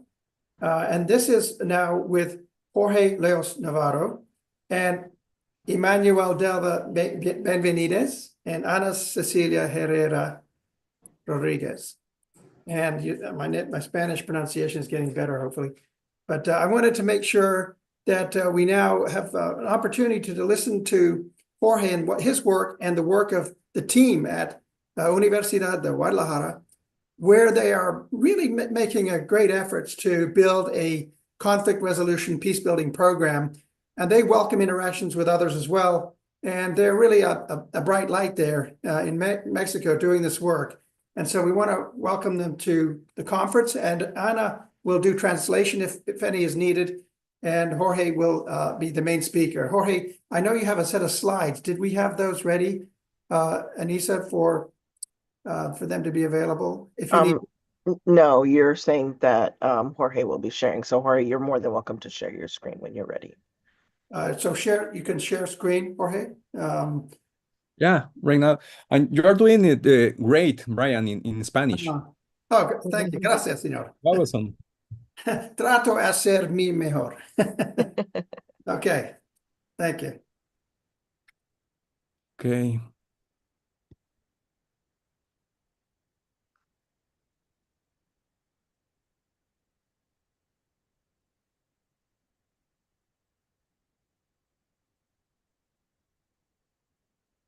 Okay.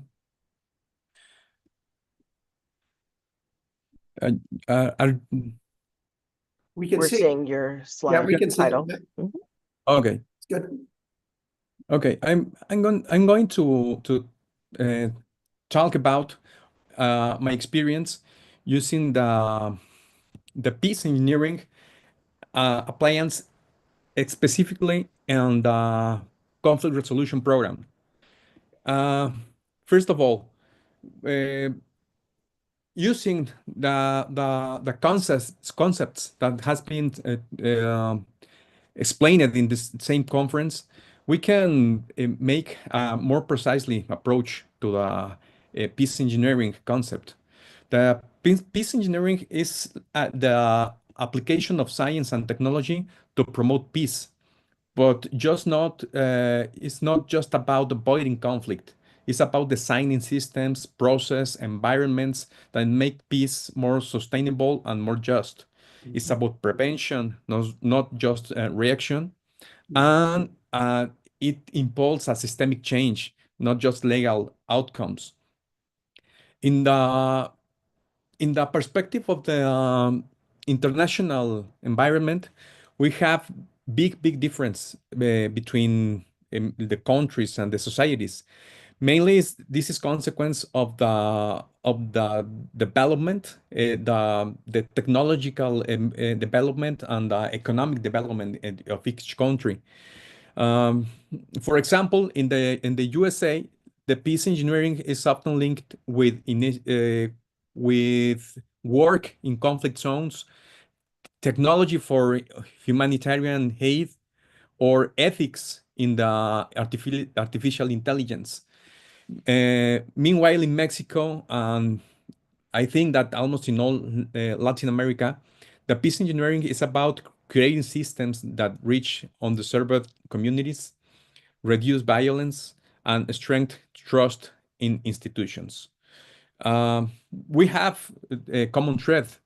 We are trying to engineer peace in a proactive way inclusive and being adaptable to the different problems. The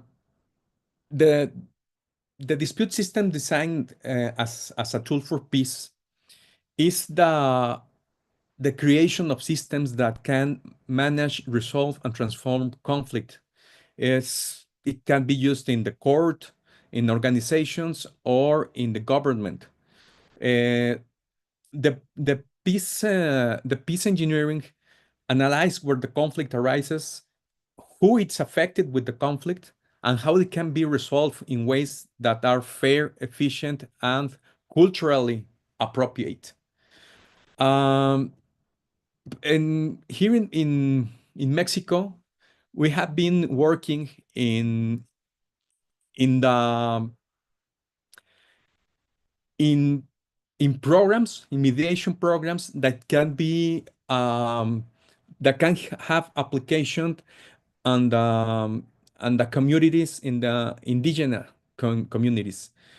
We are trying to use in the university both the metaverse, the IA, and all the tools that technology can bring to us to make more to get closer to the communities that are far, and to have other ways of communication, and make also the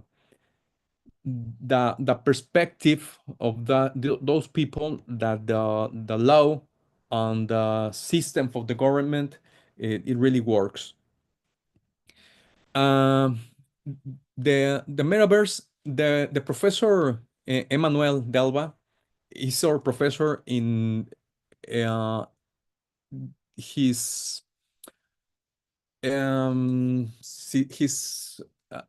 su materia, Ana, ¿cómo lo diríamos?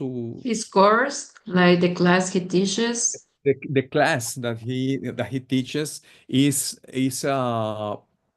ADR in the technological with technological tools.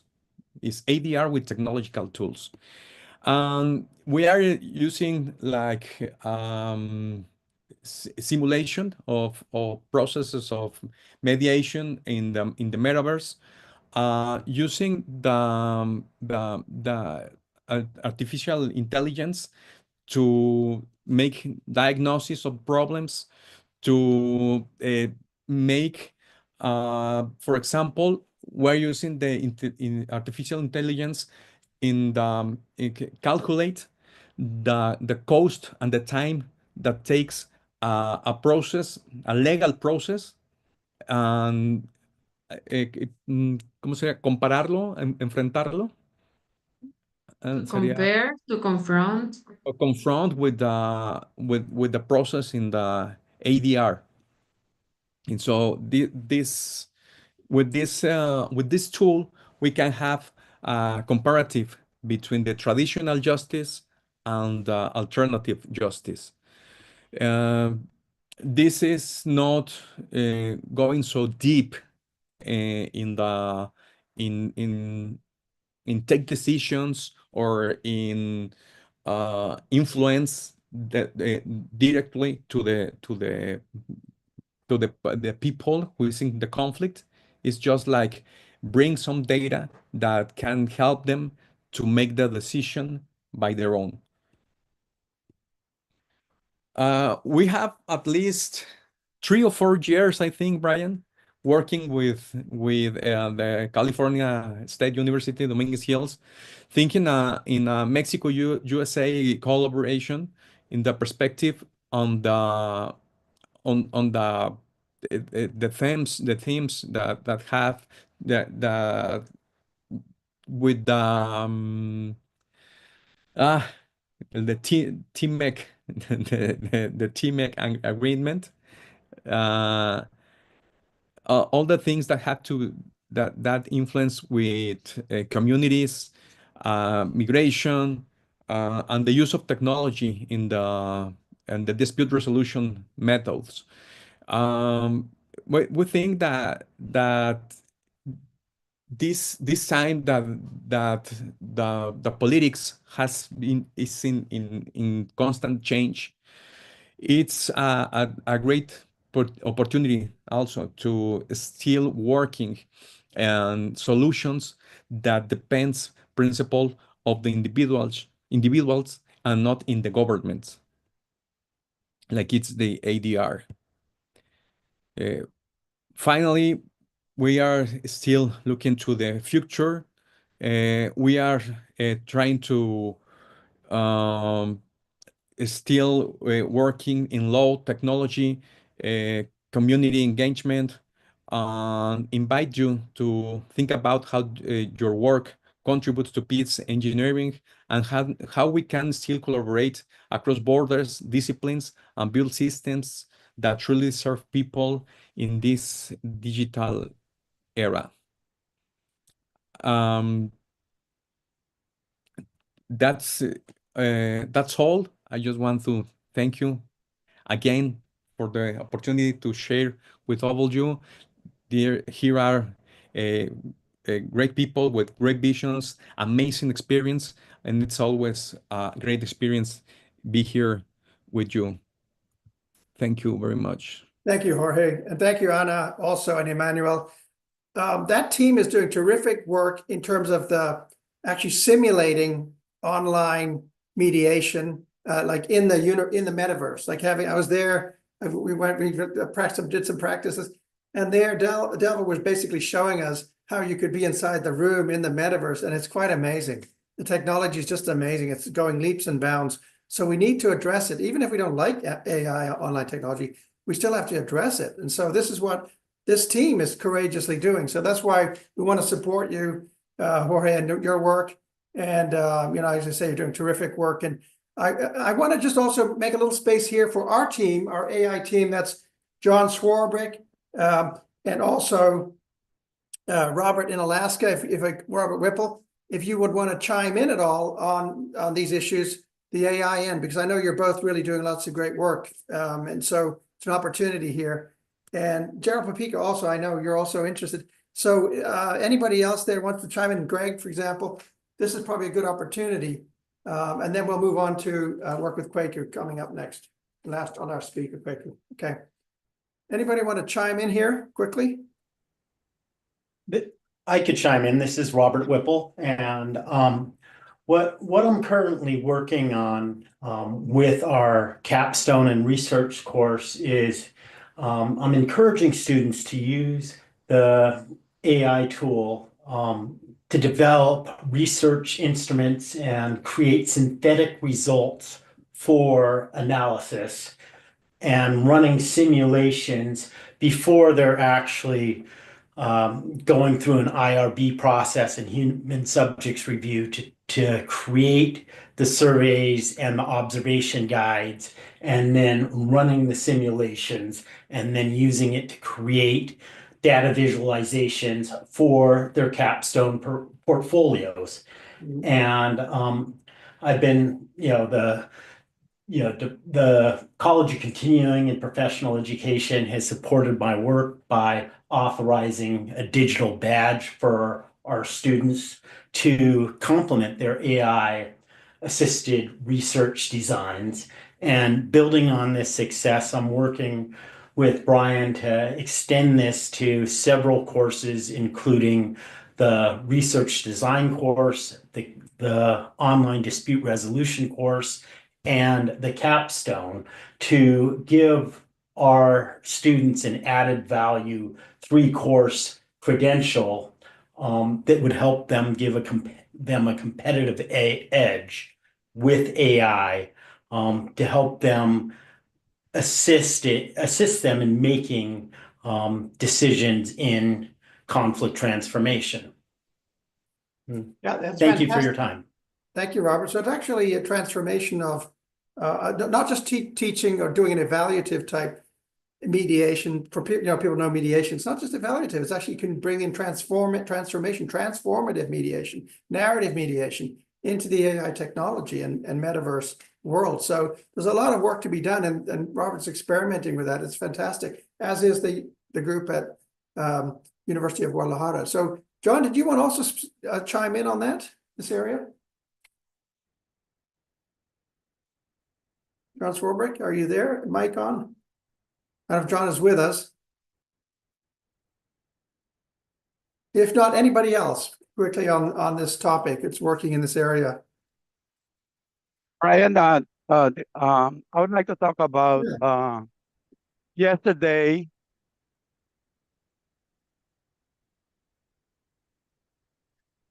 Go ahead, we've got you. We can hear you.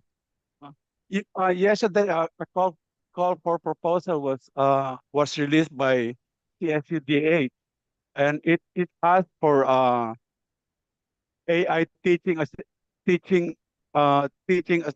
AI integrated learning that can be applied in CSUDH in the courses, embedded in the courses. It is a project for 1 year. It starts in this June, and then the final phase of that project will be June of next year. So what I did is I spent a whole night making the call for proposal, and the project title that I was proposing is AI Teaching Assistant for Graduate Level Critical Thinking and Analysis Courses. Right. Yeah. Let me just read to you the short abstract. This proposal introduces an AI teaching assistant, AITA, to support graduate level critical thinking and analytical reasoning courses through dynamic AI-enhanced learning experiences. The AITA will simulate Socratic questioning, deliver real-time feedback, and facilitate peer engagement on digital platforms. By embedding AI into course design, the project deepens student learning, forces interdisciplinary inquiry, and prepares students for the ethical complexities of AI-driven research and professional environment. A central focus is the integration of digital ethics. Students will engage with reflected modules that critically examine AI societal impact, limitations, and potential biases. Faculty will be trained to ensure responsible, transparent AI use, and long-term pedagogical sustainability. This initiative offers a replicable and ethically grounded model for meaningful AI integration in graduate education. When I read that proposal, it really got me excited, and I think it's a good opportunity for LCRP, our program, to start this AI-driven trend. Thank you, Gerald. I appreciate it. Gerald's also, by the way, has been in Tennessee for 30 years, almost. I think it's 30 years, right, Gerald? Yes, hey, government ombudsman. Government ombudsman. If you want to know anything about ombuds work, also, Gerald is the person to connect with.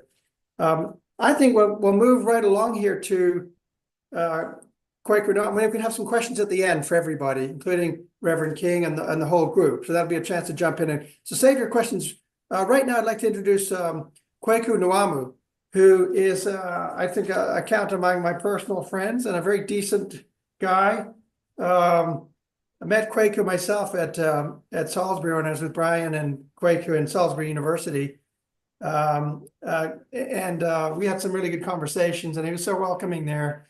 Here I was, this Canadian guy coming down from Vancouver, and I always thank you for that, Kwaku. You were a really terrific guy, and just really just like a good human being. The way you just very welcoming and cut through all the crap and all of the the formalities of things, and you just would say things very straightforward.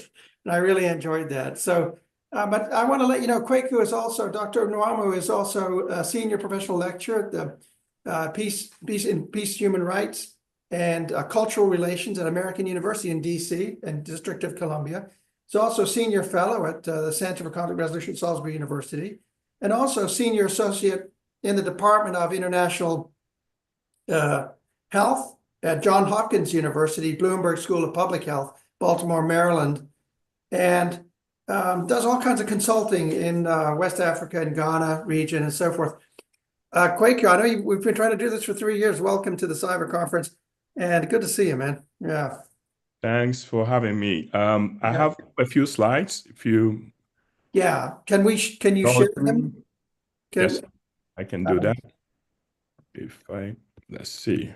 Thank you. Yeah, we can see them. Perfect. Thank you. Perfect. Brian, thanks for inviting me to this conference, and it's wonderful to meet everyone, including Brian Polkinghorne, who hired both of us and has been a mentor to both of us. It's wonderful to meet all you people doing all this wonderful work. I'm really excited to be a part of this.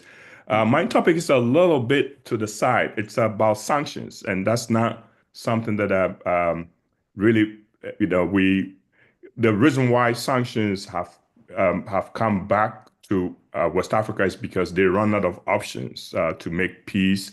And when you have an organization, the organization I'm going to talk about, which is Economic Community of West African States, they have looked and looked and looked for ways to make peace in West Africa, and they run out of options, and sanctions always appear attractive. So I'm going to talk briefly about that. This is in connection to their efforts to build peace in the region by promoting good governance and democracy. And so in 2000, when the African Union was put together, transitioning from the OAU, democracy became one of the norms that they wanted to promote as part of their structural conflict prevention mechanism.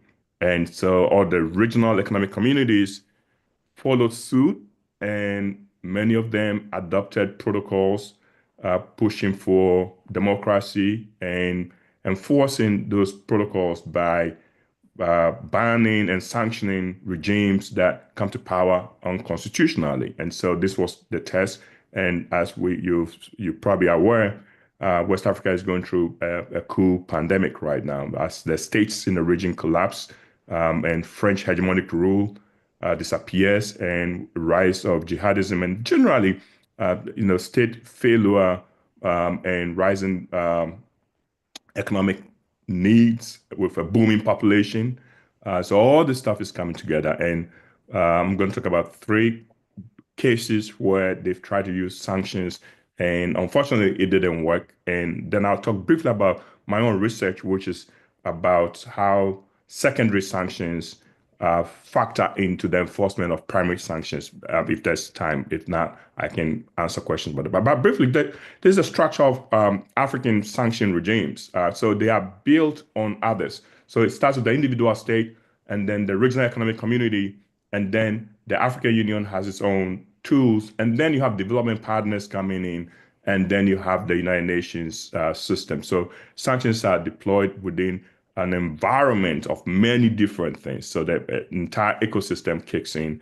And unfortunately, in the West African case, they've not worked. I'll talk about why they didn't work in West Africa. The objectives are essentially to promote peaceful resolution of conflict by reversing coup d'etat and promoting good governance and addressing human rights problems, and then punishing, in some cases, members that don't pay their dues. You're supposed to be suspended, because what's the point of having an association if people are not going to pay their dues?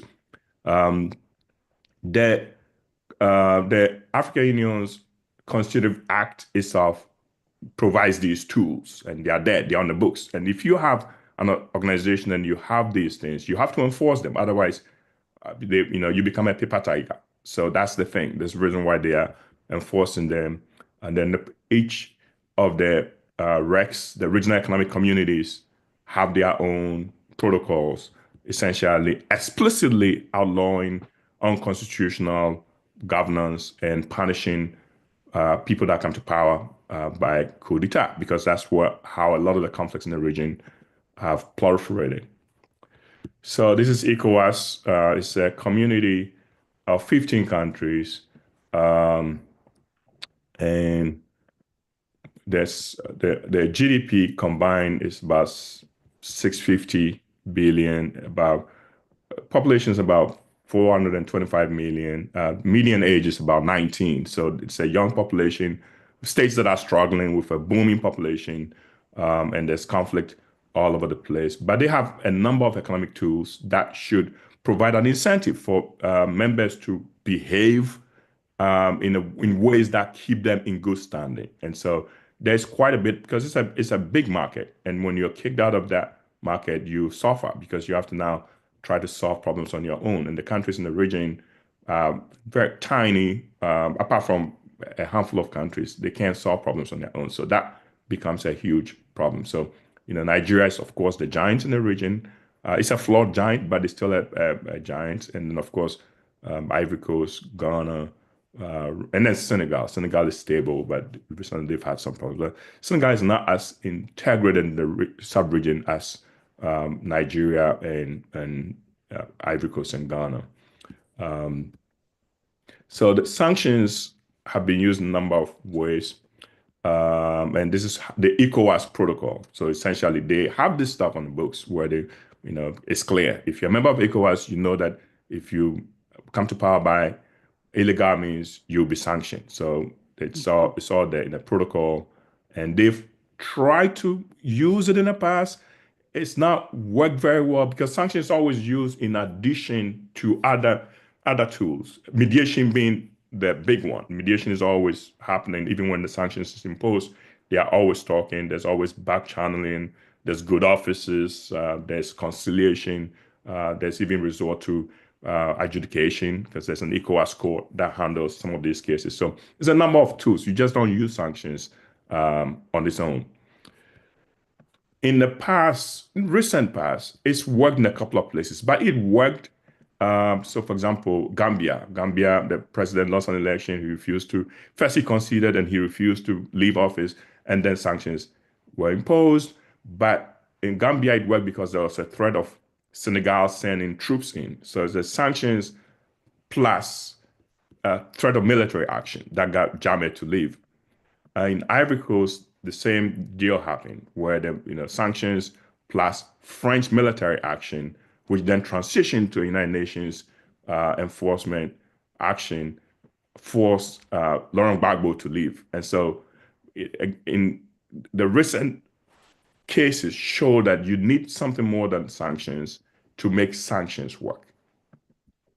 But I just want to talk about the recent use of sanctions and explain why they've not worked. So 3 cases in particular: Mali, where they had 2 coups in 9 months. Essentially, ECOWAS announced the sanctions, but they were doing mediation at the same time. The government, the junta, announced a 5-year extension, because usually the mediation is, we need you to agree to hold elections right away.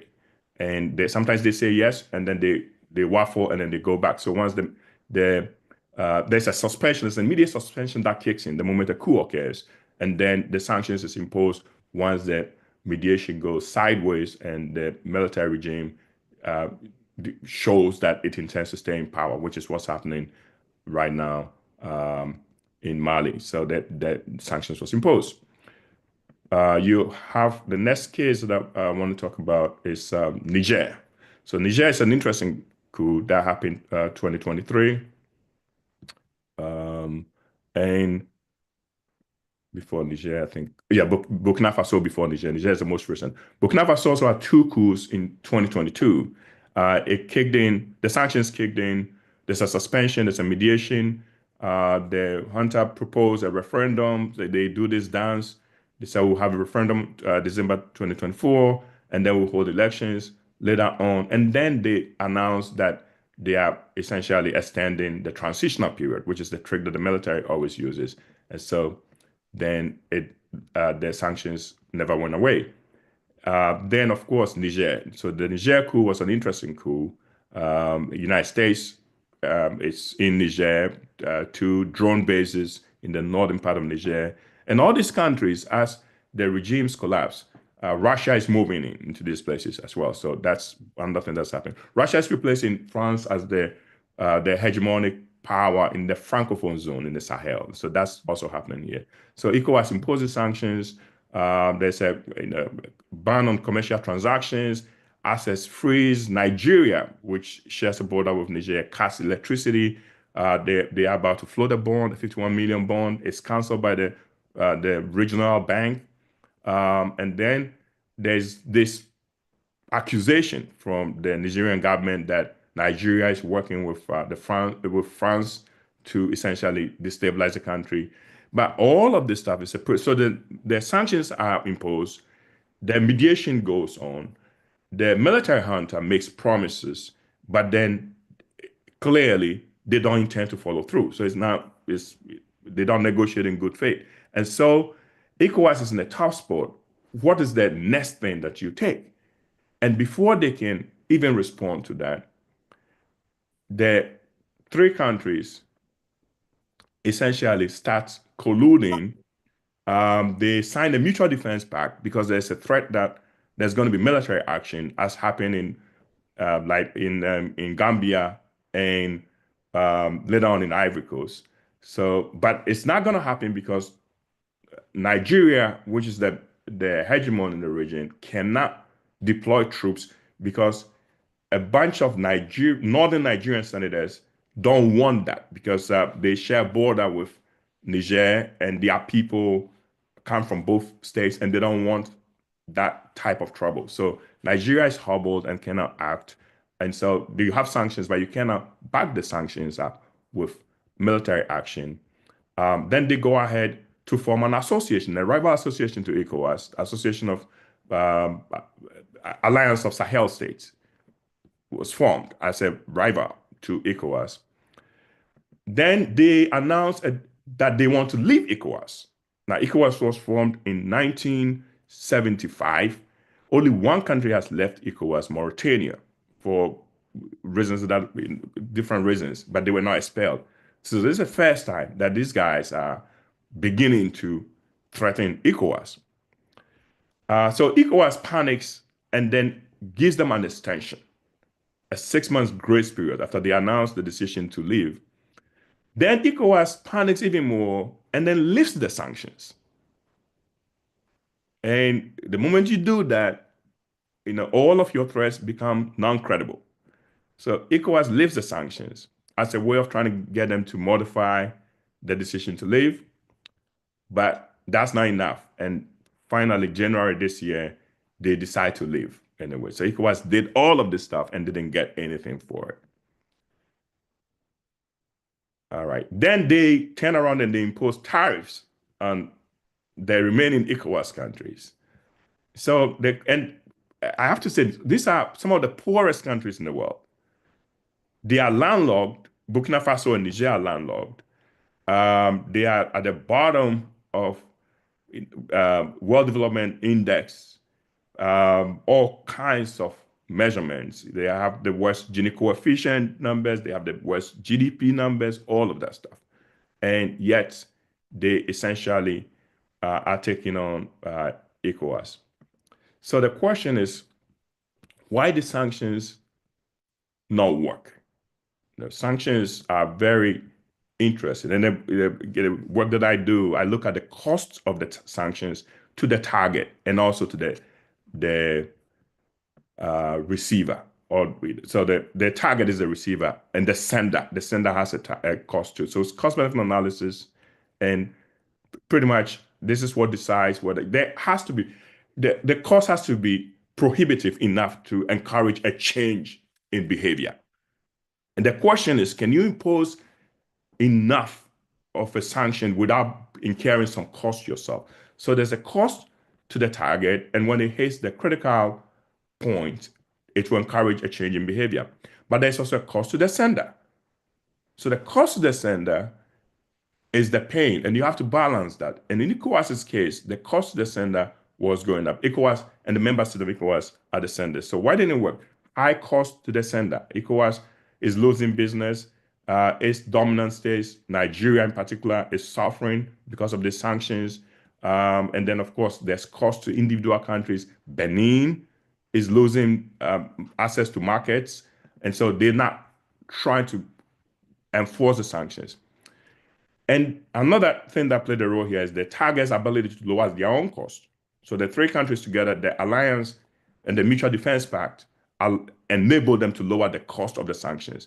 And the alliance with Russia in the short run replaced some of what they were losing, because Russia was replacing France as the hegemon in the area, and Russia immediately was bringing stuff in. I don't think it's sustainable, but in the short run, it allowed them to be able to pursue this.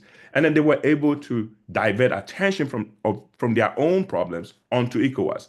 So they started blaming. So for example, when Nigeria cut off electricity to Niger, instead of people blaming the military junta, they started blaming ECOWAS for that.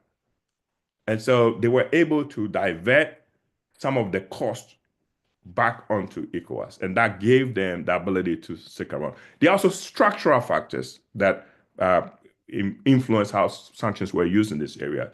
So there's low intra-ECOWAS trade. If you don't trade with someone, it's very hard for you to sanction them because you really have no leverage. So because there's very, very low intra-ECOWAS trade, there was really nothing to cut. And there's high border permeability.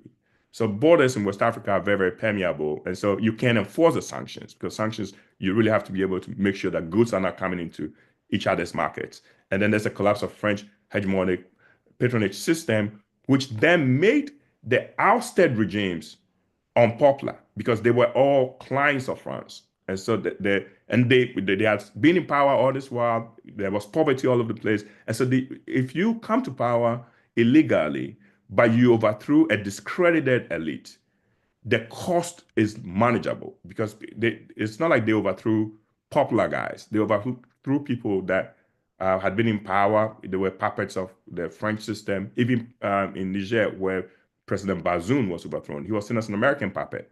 And so people didn't feel sorry for him. And then, of course, rising poverty and horizontal inequality in the region. People are just tired of waiting for democracies to deliver.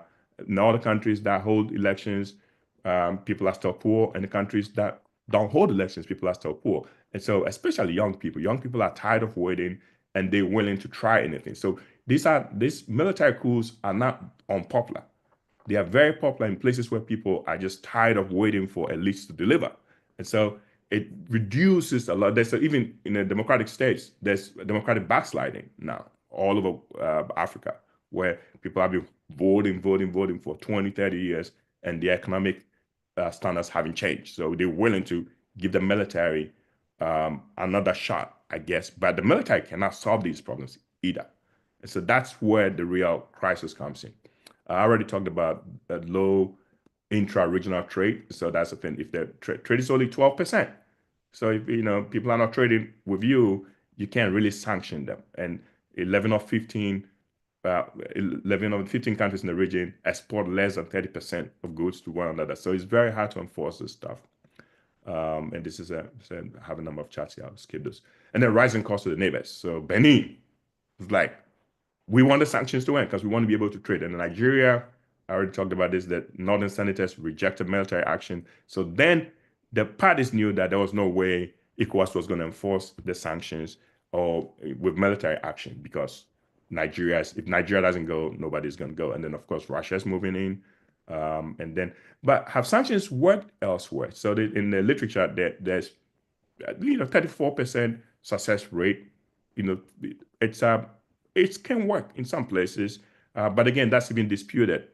So there's on one hand, there's 34%. On the other hand, RAND says this is only 4% success. The question is, why is it hard to impose sanctions? It's very, very hard to target sanctions because it usually hits the wrong people. And then sanctions are expensive for the countries imposing them as well. And it can lead to patriotism, and it can actually backfire, as it did in Niger. Richard Haas, who used to be at Council on Foreign Relations, done extensive work on this stuff, and he has a whole bunch of reasons why sanctions don't work. Imposes a greater cost on the sender than the target, and it can lead to unintended, undesirable consequences. It can actually bolster authoritarian states, and it's easier to impose sanctions than to lift them once you put them in place, because ECOWAS walked away from the sanctions and it looked very weak doing so. And then, of course, in the long run, sanctions fatigue sets in. And then international compliance diminishes because people have to go on with their lives, and your business community will start calling you and saying, hey, leave the sanctions because we want to do business, especially when not everyone is on board. And so that, even look at Russian sanctions. There are a lot of German companies still doing business in Russia. When Russia was sanctioned the first time for the Crimea thing, the United States, American companies lost contracts. A contract that Caterpillar lost went to a German company. So that's the thing. So when you're not on the same page, you're not going to be able to enforce the sanctions. So this briefly, I just want to talk briefly about my current research.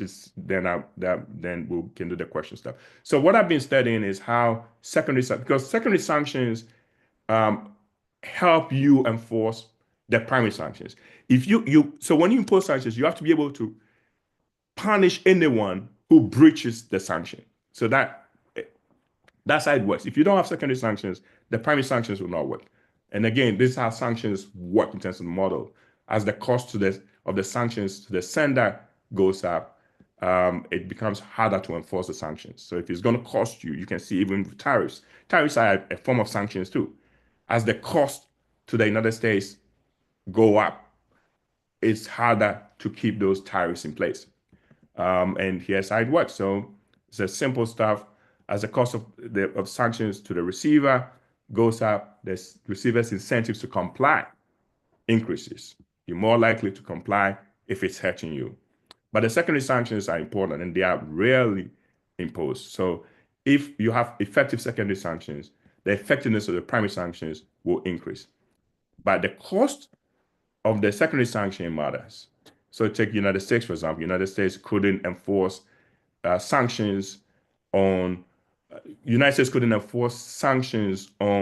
Venezuela once Russia invaded Ukraine, and the United States had to stop buying oil from Russia because it had already imposed sanctions on Iran. And so the United States had to walk back the sanctions on Venezuela. It's very hard to impose new sanctions if the old sanctions are going to hurt you.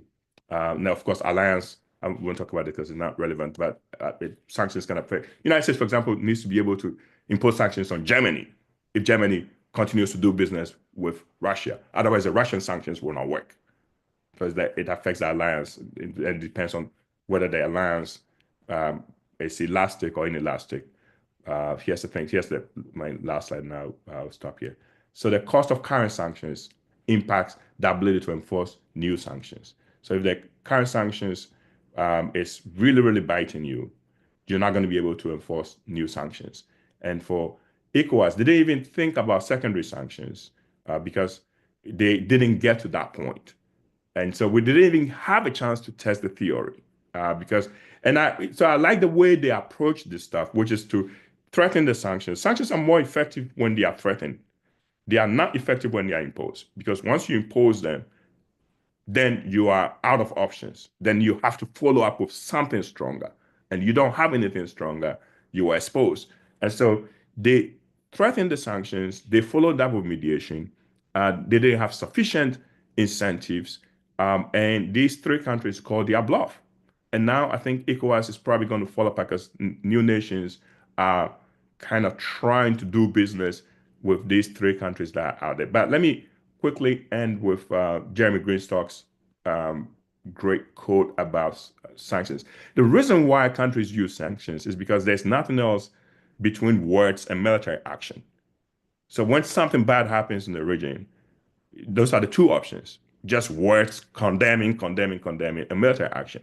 And you're not going to use military action if it makes the situation worse, right? And so military action is unpopular and it's ineffective in a modern legitimacy-oriented world, and then words don't work. And so you look for something in the middle, which is words with teeth, which is what sanctions are. But again, if you can enforce them, then essentially the joke is on you. And so as countries try to figure out a better way, in West Africa in particular, because there's so much turmoil in the region, they're trying to figure out a way to push back against this oncoming. They have a number of things. The states are collapsing. Jihadism is spreading. France is moving out of the region. You have a population boom that's happening because we're going to have all these young people, all these young people moving from the interior into the peri-urban areas along the coast. There are no jobs there. So there's all this crisis coming. They're trying to find a way to manage problems to keep the states together.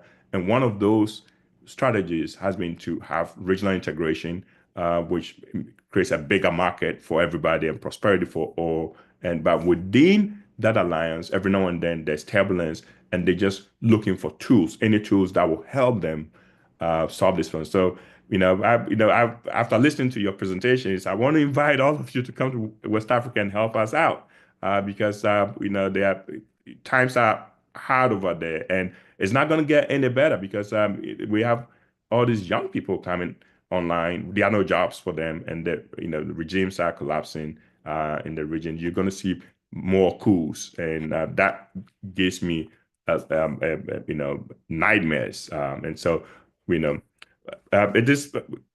Thanks for listening to my talk, and thanks, Brian, for inviting me to this. I've learned so much just being here. And as I said, this is something that I intend to keep coming to, and hopefully I will connect with some of you. And as I said, if you want to come to West Africa and help us, we'll take your help.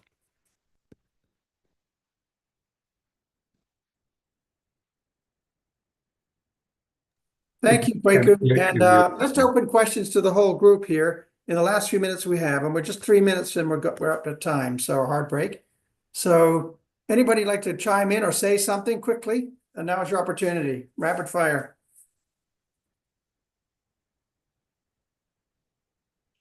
Greg Dern, do you want to say something? I know you've been holding there and wanting to say a few things. Do you want to jump in at all, or anybody else? Well, absolutely. Thank you, Brian, for always putting together just the most amazing conference. And thank you for everyone who attends the conference. And also a big thank you to all of our presenters who bring to us such a wealth of new findings, new understandings, and practices that are really important to what we do. This conference really helps to amplify our voices, and we're just so grateful to have this. I think one of the things that I took away from this was when we were talking about the engineering component, there are so many systems involved in that. And one of them that I think is important too, and this is something that Brian Polkinghorne addressed, and that is, coming from a place of needs. And then, and the reason why my ears open up to that is the work that my wife and I do is about human flourishing. And in order to not speak about that at a really high altitude level, it's really brought down to the surface when we talk about needs. And we focus on needs for people's autonomy, needs for feeling of competence, and needs for feeling connectedness. And so I see that as a part of the system in the engineering component. Jorge's talk was just absolutely wonderful too, and as much as everyone's talk. But I did want to let you know obviously we all come at this from our own lens and our own expertise. And so, and Brian, you come at this from the design systems. So you really are the leader of this, I think, globally. So thank you very much. Yeah, Greg Dern is at University of Miami, Ohio, just for connections wise. I'll help connect people after the conference. Any other comments or questions? Musa Ghazi from Iran, always good to see you. Brett Charlton, good to see you. Many people in here I recognize. There's too many to say hello to. It's always good to see you coming into the conference. And so if anybody else has a word or two, we're about to wrap up. So I want to make sure if you want to connect with speakers, I can connect you later. Comments or questions? Ranisha, you had your hand up earlier. Did you want to speak? I just want to thank Dr. Jared and the panel who spoke today, because as an NCRP undergrad, this information was very critical and vital, and it was very helpful. I mean, I am motivated, and I thank you guys. I just thank you. It's like words I can't even utter and put them into place. But this information from all different spectrums was definitely a gem. So thank you. Thank you, Anisha. Anybody else you want to chime in before we go quickly? Hey, Brian, I just want to say, Anissa put in the chat a link to the conference recording. So if people want to share, we encourage that. So just want to put that out there. Well, thank you very much, Renee. I appreciate that. And everybody here, thank you very much for attending at our call. Oh, Tina, you have a quick hand up? Go ahead. Tina, you're muted. Yes. Yes. Thank you all for the opportunity to be here. I wondered, what do you see as the future of AI? I've had opportunity to negotiate against AI in a program. I've been working with AI to integrate in mediation. I'm just wondering, in terms of ethical considerations, I find automation to be amazing. Yeah. But I do have, I think the challenge of transparency, governance continues to be not regulated enough. So far as students, how are you preparing students to integrate AI into daily practice? That's questions open to the group. Anybody would like to speak to that? And particularly Jorge's group at University of Guadalajara on the AI question. How to integrate and use AI and connect it with our practices. We have a hand up from Harlan Green. We have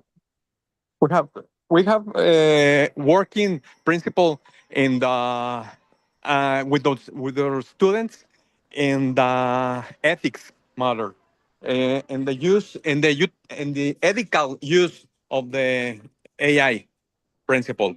That they still looking at this like a tool and not something that can be it's something that can be used like a substitution for the human being. That's right. Yeah. It's like something principle. That's right. Yeah, very good. Very well said. Yeah. Harlan, you have a quick question. I think then we need to wrap it up because of our time. Yeah, Harlan? No question. Just wanted to say I participated the full conference. Thank you so much, Dr. Jarrett, for the invitation. Everyone, thank you so much for bringing enormous information and value to these past 2 hours. This has been an outstanding event, and I appreciate the opportunity to be here. Thank you. Thank you, Harlan. So with that, we will adjourn the meeting. We will meet again next year. Until we meet again, in lightning, thunder, or in rain, when the hurly-burly's done, when the battle's lost and won, then we shall meet again. Take care, folks. See you next year. Okay, ciao. Thank you, Brian. Okay. Thanks, Brian. Thank you. Thank you. Thank you very much, Brian. Thank you. Thank you, sir. Yes. Thank you. Thank you all. Thank you. Thank you. Take care. See you next year. Thank you.